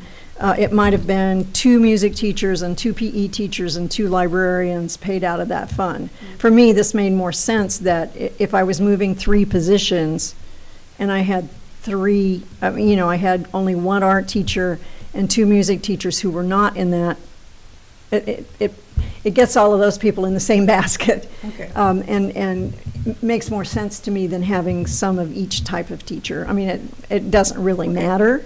I just was curious. Yeah, it's a great question. It's a great question. Okay, I would like to, we have a position we've had for 2 years called Instructional Coach for Student Achievement, and this is a coach for our special ed people. Our instructional coaches, work with classroom teachers, and when they can, they work with the special ed folks, but there are coaching needs that special ed teachers have that general ed teachers don't have. And we've had the position, it's not a new one, it's just I've had it on hold because we've had no applicants. I just want to reactivate it. It's in the budget currently. It doesn't change our budget at all. I just wanted to let you know that, it's going to sound like it's new because we have not used that term much because it hasn't been filled. I would like to add a model of instruction coach. We would split the funding from M&O with M&O and Title I because right now with IE, our teachers get coached, our coaches get coached, our principals get coached. When we're done with IE, we need to sustain that coaching model. You heard the principals talk about how valuable that coaching is for them to increase what they're doing. And if teachers were here, they would be telling you that. And if the coaches were here, they would be telling you that. But we need that person to know, first of all, what we are doing and where we are in the process, but to be learning how that position goes, or what needs to be done. So we're essentially taking an entire program and bringing it down to having one coach for the entire district to help us maintain that model of instruction. And this would be, instead of the IE personnel, this would be our own employee? For the following, we would need this person this coming year. If we renew with IE, this helps us get this person trained. Right. It's built into the training of this person is built into the package from IE because they have training for exactly this kind of situation. Right. Because they have faced this elsewhere in the country when they've had these contracts that people, no district wants every district wants things to sustain. And so we want this person to be obviously trained to be able to continue what those coaches from IE have been helping us with. But this needs to be an experienced educator and whatever. But they need I see this as being somebody who's currently outside of our district, not somebody who's a current employee. So they need to learn what we've done, what the differences are, and where we are in each site, because you heard that in the presentations. Just like in a classroom, the progress at each of our sites and within sites, the progress, you heard Cassie talk about that she has some people who are working in 101. Most of her people are working in 201 and 301. At another site, you heard, that there are people in 101 and 201, and really not anybody yet in 301. So it's just like a classroom. You have people in various places in their development, and so this person's got to know where we are, number one, but also then has to know what are the processes to bring everybody along, and to coach everybody. To me, that is the best opportunity for sustainability and in the future, and to keep things going. We don't want things to just stop whenever it is that we stop working with IE. I'm estimating, it's just an estimate, that M&O's half of that would be $55,000. We're talking salary and benefits for that person. So Jen and I've worked really, really closely together to figure out kind of what that would be, because this needs to be somebody who has not just credibility, but experience to coach principals. And Jen and I would love to tell you that we do that all the time. Well, in some ways we do, but not anything like needs to happen, because neither of us has the time to coach them the way they should be coached. And so this coaching position would be a little more expensive than our other coaches, simply because we need somebody with that experience and credibility. But we can't afford not to have them. I don't think we can afford not to have them, Fred. I understand. Yeah, and part of that next process is, and Cassie said it so well, where she said, okay, our people try something new and they start to get good at it, and then we say, okay, now you need to add this piece. And so That's the same kind of thing that needs to happen here, but the piece that needs to happen from this coach is helping our principals and our instructional coaches, increases their capacity to take more of that on themselves, and expand it into teaching our teacher leaders some of those roles as well. Where where a teacher team, say third grade teachers at a site, one of those 3 people or 4 people is the lead for that grade level. That person takes on and gets some capacity to take over some of the things that the coaches have been doing now. So it's expanding everybody's capacity to do their job better and to help each other do better. And so I see it as a critical thing. One of the things the Bullhead City District did, one of the best things that they did, in my opinion, is at the end of the Reading First grant, when that money after 5 years was finally gone, it would not have been, and in fact we saw it happen in other districts, where the district said, okay, well, we don't have that grant anymore, so we don't need instructional coaches anymore. And our district did not do that. Our district stayed committed to having an instructional coach on each campus. That's why we still have them. And that was critical in keeping those things moving, keeping it going. Okay. Now, Carolyn, you yes. said that you saw this as being hiring someone from the outside. I think so. Wouldn't it be more beneficial to move somebody from our district up who knows what's going on and what's been happening with the IE? It does. Because you said it's going to be a year of training, so why shouldn't one of our teachers be getting this training to do it? Well, okay, and Barbara, that was a consideration. Here's my thought process on that. If we were to move, we would either need to move a principal into this position, and now I've got a new principal at a site again, okay, and we've had lots of turnover in principals. It would be nice to have stability there. I think it would be awkward, and in fact, having been offered this kind of position in the past, several years ago, it would be really awkward to promote one of our excellent coaches into this position and now be the coach of a principal or of principals. That would be awkward for both, I think, and even more awkward if it were a teacher. Beyond that, I would say, without insulting anybody, there's no intent of insulting anybody here. We don't currently have a teacher in the district who would be ready to be in that position. Frankly, I think it has to be somebody who has been a principal to be able to coach principals, okay? And principals do coach coaches and coach teachers, but I think it has to be somebody who has at least been a principal in the past.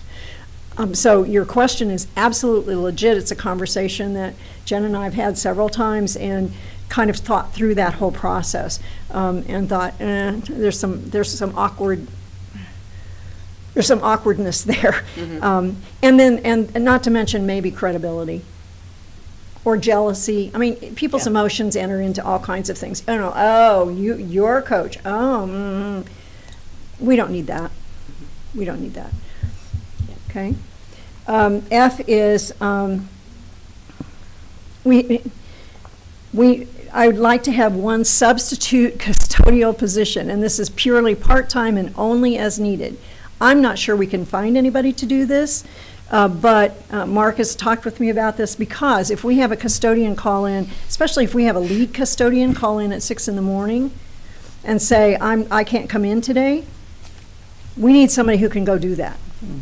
For that day. It might be just one day a month. We don't know what it's going to be, but that would be a valuable position. Okay, more good news. I know, this is our second longest meeting ever, right? Okay, we have a fund called Instructional Improvement. I've known it was there, didn't know what I could do with it, just didn't know about it. We get funding into it each year. The funding has been collecting over the last 4 years, and right now, at the beginning of this school year, the fund had $670,000 in it. And during the course of this year, $163,000 is being added. This is a state fund designated specifically for schools that are trying to improve instruction and improve student outcomes. And so it's a grant, in a sense. It really is very much like Classroom Site Fund. It's a legislative directed pool of money that is designated for this kind of thing. The allowable uses are up to 50% of each year's amount can be used for teacher salaries and benefits. And you notice I have the asterisk there because, as I told you last week, probably don't remember, but there's a very definite definition of teachers now in terms of what the legislature says and ADE says. And then the rest of it has to be used for instructional improvement, which is professional development and instructional programs. Ta-da! Charlene gets it, right? There you go. Okay, so we have the carryover of $670,000. We have the $163,000 from this year. I'm recommending to you that we use $137,000 of that for an immediate $750 stipend to our teachers. Immediate, this year. That would cover salary, that $750 plus the benefits for that. So that's $137,000. And then I'm recommending that that $650,000 be designated for part of our contract with instructional empowerment. And so with what I originally indicated on page 1 of $350,000 in M&O, and this amount would put us at $1 million. That's not quite enough, which is why I will come back to you later for a little more for the instructional empowerment piece. But this would still leave us then with $46,000, just short of $47,000 for carryover. And that's significant because I anticipate that next year's instructional improvement money will be about $150,000. We can't afford to give another stipend to teachers, a $500 stipend, just on that $150, because then it would be more than half of the $150,000. But when we add the $46,000 in, then we can say a $500 teacher stipend in the fall out of this money. And that would cost us about $92,000 with benefits. So we're looking at now some additional funds for our teachers out of this funding. And then that would leave us $104,000 in there, which I would just kind of recommend that, and we could spend part of it maybe on some instructional improvement, but I'm also kind of thinking roll it over so the next year we could do the same thing and still have the $500 or maybe $600, who knows. And we don't know if and when this is a grant, so in a way it's a grant, so we don't know when it might go away. So we don't want to project out too far. And then finally, proposals for Classroom Site Fund for next year. That will be in that plan that gets presented every May because that plan is developed by committee and has to be approved by 70% of the teachers. But you've already seen that I'm recommending rolling 3 positions into there, and according to the law and the way the plan is currently written, I can do that without the approval of that committee. However, I don't do things that way. I met with the committee and I said, this is what I really would like to do. It's really kind of what we need to do to make things work for next year. Now, that was before I knew about this extra money that was coming back to us in our budget, but they were all agreeable to that. So it's not like they're blind to what I'm proposing.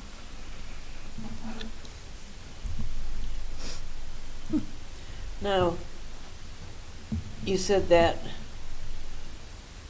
from this instructional, you have $650,000 for IE, and then we have to take $350,000 on our M&O for IE for a total of $1 million. But you said you think the contract's going to be more than $1 million. When I met with Kevin yesterday, he brought in a proposal, and and it was over $1.3 million. And I said, I can't do that. We talked about what the pieces were in that proposal, and made some significant cuts. But I don't want to cut the heart out of something, okay? So I think we can do $1.2 million, but I don't have that proposal ready to bring to you. So that's one reason that I want, you to consider this the way it is, and then I would have more information about that. Keep in mind, if you would please, I don't want to beat a dead horse here, but the first year, nothing, we paid nothing out of our budget. It was all grants. Right. The current year, we've paid $900,000 out of M&O, and the rest came out of ESSER grants. Okay, so a significant piece of this year's came out of grants. I was really happy when I realized what I could do with instructional improvement, because it's, in a sense, that's a grant as well. And so regardless, we still would be coming in less out of M&O, even if it was $550,000 as opposed to $350,000, because this year it was $900,000 out of M&O. So, and we wouldn't take critical cuts in that program, and build in the training for the MOI coach. Because going into our third year, I mean, couldn't some of the cuts be like, I know their guys are here every month or every couple of weeks, we've got them flying into. Couldn't, I mean, by now, our teachers and our instructional coaches, I would think, would be able to maybe have them just come in once a month and visit and be able to, cut down costs that way and stuff. Well, here, and that's a really good analysis, Barb. In the plan already, because they've been coming 36 full days a year, okay? 30, for each school, Yeah. okay? 36 days, full days, okay? The already in the plan that Kevin proposed was to drop that to 36 half days. So they would still come as many times, but they could do 2 schools on a single day instead of, so they wouldn't, because let's face it, travel and hotel and stuff are a significant part of these costs. So that would cut down to 36. But that was part of what still made it $1.3 million. Okay. So we sat and talked about it, and he's not the one who makes the final decision, but he has some say in it and had some numbers. So to bring us down to $1.2 million, it would be, instead of 36 days, 36 half days, it would be 26 half days. But now we're talking $1.2 million? Yes, from $1.5 million. But we've added in the training for a coach. Okay, that's a new piece, and there were a couple of other things that happened in year 3. The team coaching. So Oh, yes. and adding in community of practice for Adding in a community of practice for coaches. You heard the principals talking about the videos. Did we have that last year? The videos?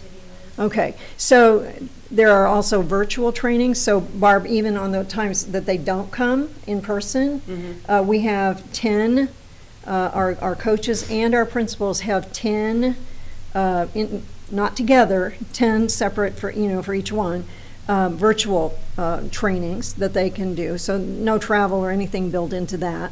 And a number of other things, the data pieces and those kinds of things. So,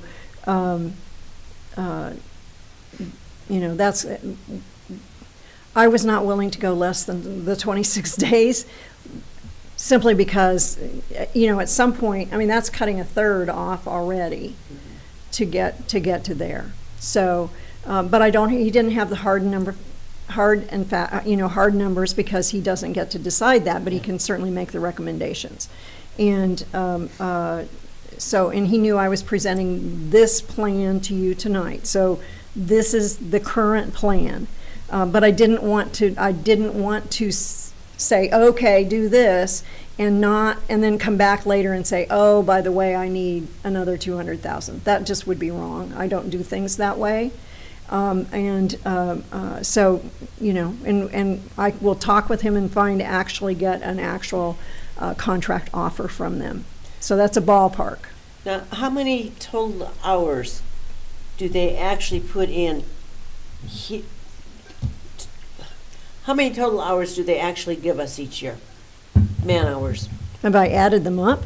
No. I mean, okay, so this year, 36 days, so they're there the whole school day at 5 sites, okay? So I guess, I mean, if I sat here with my calculator, you know. Yeah, no, 36 full days. So it's 5 times 36? Yeah, 5 times 36. Yeah, so then you double that, because we get that for the coaches, we get that for the principals. They help us do training, they come and do other trainings. Yeah, well, yeah, so, you know, we're talking lots of hours. They're here the whole school day, and sometimes longer. I mean, they're here as long as they need to be. They do the virtual training. They train us. And I'm not sure we've ever said that to you all. They train Jen and me. You know, we have regular training with them, because we can't support our principals if we don't know what's going on. Now, do we get 36 days? No, we get, what, 4 maybe? 4 training days or whatever. So, you know. Keep it back to calculator. So it's 36 times 8. 36 times, yeah, 36 times 10 would be 360 days, right? No. And then, So then we also have professional development at every site. We have the executive action team. So how much are we paying per hour? Yeah, that's what I never figured it out by hour. That's what I. And because if we were figuring it out by hour, then we would also need to subtract out, and we have no idea what their expenses are for travel. And there's also the resources. And all those resources, I mean, all of those videos, all of those things that are available to us. And my understanding is, after year 3, those videos would continue to be available to us. It was purchased Oh, okay. So, and there are some other elements in there. And actually, when I bring you the contract, it will have it all spelled out, exactly what it is that we're getting, you know, all broken out. Now, by hour, we can calculate that. Yeah. We can calculate that. Yeah. Okay. I have $418 per hour, but that doesn't include any of the stuff, like the books and the teacher resources and things that we purchase. Right. So Because that's just separate. the total overall cost divided by my estimate of hours. So that includes their travel. So it's about, what, $500 an hour if we rounded? About 420. Okay, $400. $420. $400 an hour. Is that Including based travel. on 8 hours a day? Yes. How Like many, last night, they were here till 6 o'clock. Yeah, they were here until 6 o'clock with us last night. how many teachers in our district work 100 8 and- hours days? Oh, they work 8.5-hour days. Yeah. They all work At 8.5-hour days. At least, my point Yeah. is that maybe 10 hours a day would be more realistic. That's what my point is. Oh. Oh, I see. Okay. Well, I will tell you, they're here the full workday for teachers. So our workdays for teachers are 8.5 hours. Yeah. So, But You you know. also cut this down from 36 yes, to 26, and it's $1.2 million. yes. Or I was figuring this year's, when I did my. She was numbers, figuring I on this figured year. This current year's, what we paid this year. I didn't figure out last And I'm not asking you to approve the $1.2 million tonight or their contract with them. I want to bring that to you separately. But I wanted you to know how I was looking at paying the $1 million, you know, so that we didn't have as big a hit on the M&O.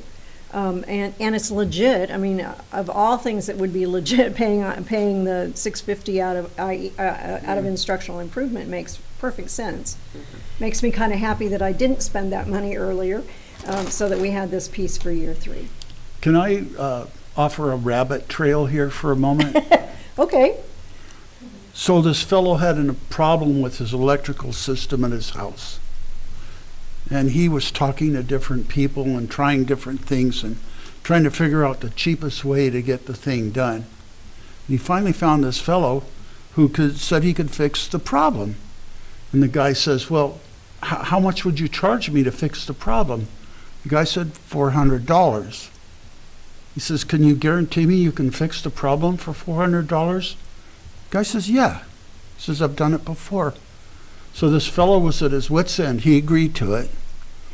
And he hires the guy to come over for $400 and fix his problem. So the guy's there for half an hour and fixes the problem and wants his money. The guy says, well, wait a minute. That means I'm paying you $200 an hour.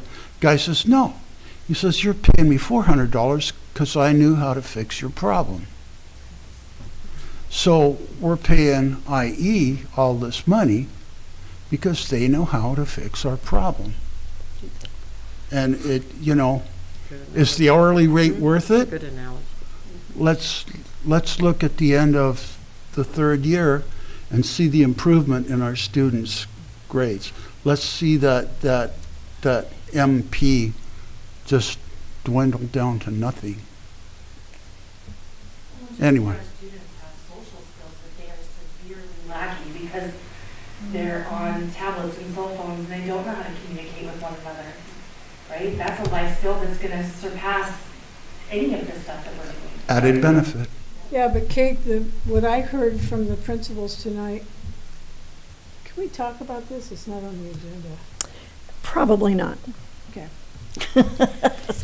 Write it down so you can save your thought. I will remember. Because it's the kind of conversation for us to have when we actually talk about the contract.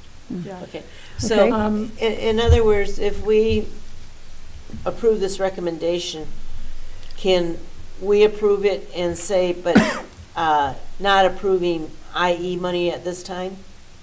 You're approving that this is the plan, the current plan. You're approving me to proceed on this basis. Okay, but this isn't the It's not approval. approving a contract with IE. Okay. It's not. Okay. I just wanted you to know how I was you were problem planning on solving something that I knew we could not afford out of M&O only. Yeah. I knew we could not, okay? Yeah. And I knew we didn't, Esther's gone, right? You heard last week, okay, the good news is Title I is safe, IDEA is safe, rural is safe, whatever the fourth one is that I can't, Title IV is safe. Now, they're safe, they're not going away. What we don't know is if they might, we don't know what the Congress has approved for dollars. Yeah, I was going to say, But- could be a big reduction. But we do know, and they've approved the dollars, and the information that we got from the people who've been lobbying and doing whatever in Washington didn't mention anything about a 20% cut, but ADE did. So we're operating as if Title I is going to be down by 20%, okay? IDEA, not at all. Okay, Title II and Title III they were approved. Congress approved them. The difference is for the first 4, Congress said the executive branch cannot touch those programs, cannot change them, cannot reduce the amounts of money, has to leave them alone. The other 2 are a little loosey-goosey about who can play with those dollars. So we're not even counting right now on Title II and Title III. Now, that doesn't mean Jen's not getting ready to write proposals to the state, because she will, okay? But we're not putting all of our eggs in in those 2 baskets that we're going to get that. So we're trying to figure out how to make sure whatever we have been using those dollars for, that we can cover someplace else, okay? This is creative. We have to be creative. To me, the best news is this $500,000 correction takes a lot of that pressure off for our next budget. Because I don't have to spend it right now. We don't have to spend it right now. Essentially, that's the 500,000 additional rollover that will help us next year for anything else that's kind of a shortfall, okay? Those are marbles that can move from this bucket for this year into next year's bucket, okay? That gives us the cushion. It gives us significant cushion, okay? I just want you, and I never want to hide from you what my thought process is in this. Yeah. I want you to know, and so obviously you're going to weigh in and tell me yes or no. I mean, I get that. That's how it works. Okay? So, but I shared the other information with you because I did not want to come back later and say, oh, I didn't give you all the information. Appreciate that. Okay?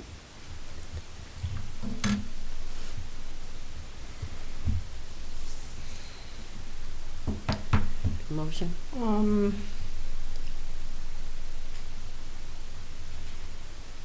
Can I make a motion? Sure, go ahead and make a motion. I make a motion that we accept the budget recommendation revisions for the 25-26 school year presented by the superintendent. I'll second the motion. All those in favor?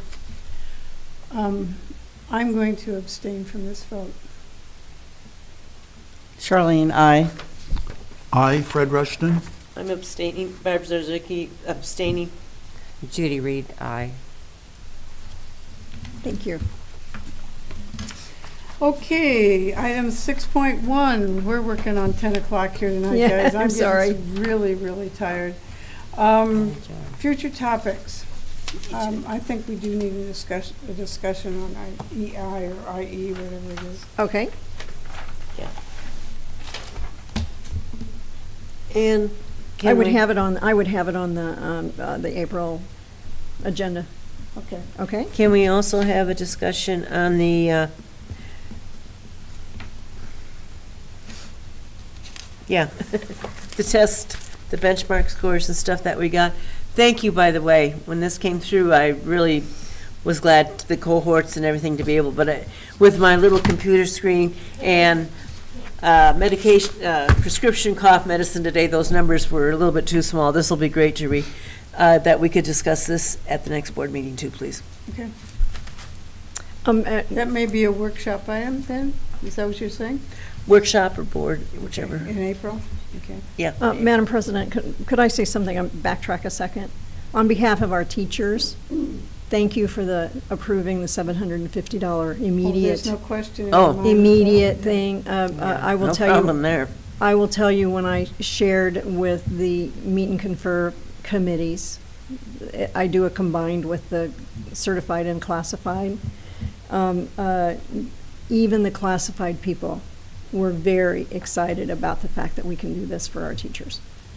So, thank you on their behalf. There's no question Nope. I would vote for that. No problem at all. There's other parts in that I could not vote for. So those two topics, anybody else have anything that we should discuss or talk about or do whatever we're doing?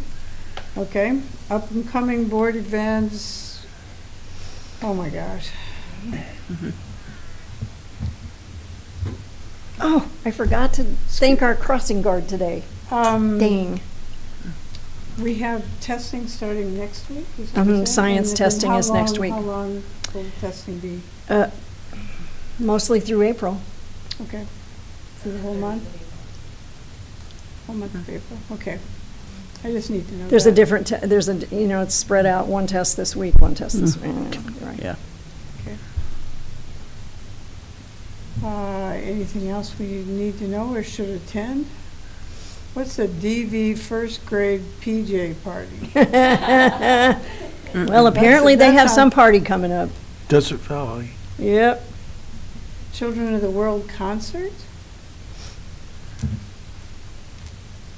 Well, it looks like Diamondback has an Under the Sea concert, too. Yeah. Some fun activities coming up. Yes. Kindergarten registration at all three of our elementaries on the 26th and 27th. And I would also put in a word for Kiwanis Kids Expo on the 29th, Saturday the Yeah. 29th. It's over here on Train. We will have a school, a district booth, an EL booth, a child find booth, and a McKinney-Vento booth. We'll have 4. That's where they put all those booths up along Train. On Train, yeah, right on okay. Train, yeah. Week from Saturday. Yep, a week from Saturday. What is the significance of the red asterisk by April 17th governing board meeting? I don't know. Oh, maybe, did you have informal ones? Aha! In case there are any changes? They're just governing board meetings. Ooh, and a meeting Oh. next week, too. Yeah, well, we got some future meetings we need to talk about. Thank you, Lance. Thank you for doing that. ASBA, we talked about the June 5 through 7. Barb's going to go. And Judy's maybe gonna go, Judy- too. Oh, Judy said she would go? Perfect. We need a meeting next week. Yeah, as I said, we're getting that information about ASBATE on the 25th.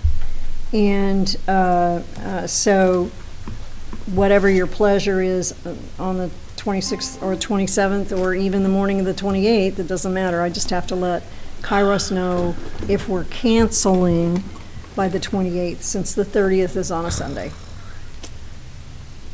Thursday's wide open for me. Thursday, the 27th? 27th.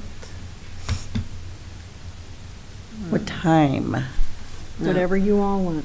I can do the morning of the 27th. What day of the week is it? I can do Thursday? the morning of the 27th, too. I cannot do the afternoon or I've evening. got an appointment at 12, so it would have to be done before 12.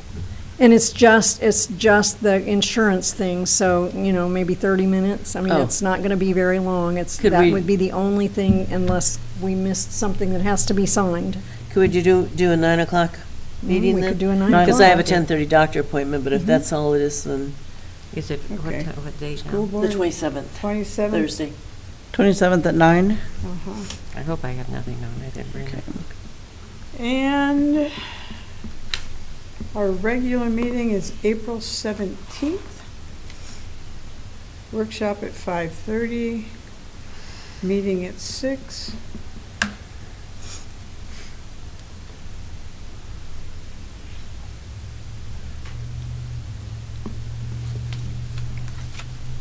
When's our regular meeting? Everybody can be here? Yes, indeed. What I date? can.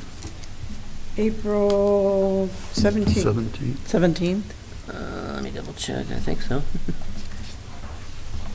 Yep. I'm gonna Just get got you down. Foundation board.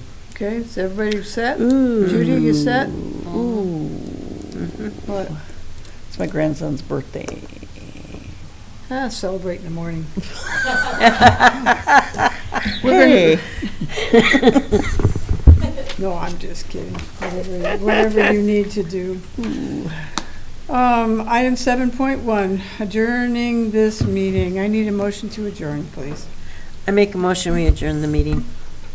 I'll second the motion. All those in favor? I, Melinda Sabrowski. Aye, Charlene Diaz. I, Fred Rushton. Hi, Barb Zarzicki. Hi, Judy Reed. Thank you all for giving such good attention to our principals. They were all nervous as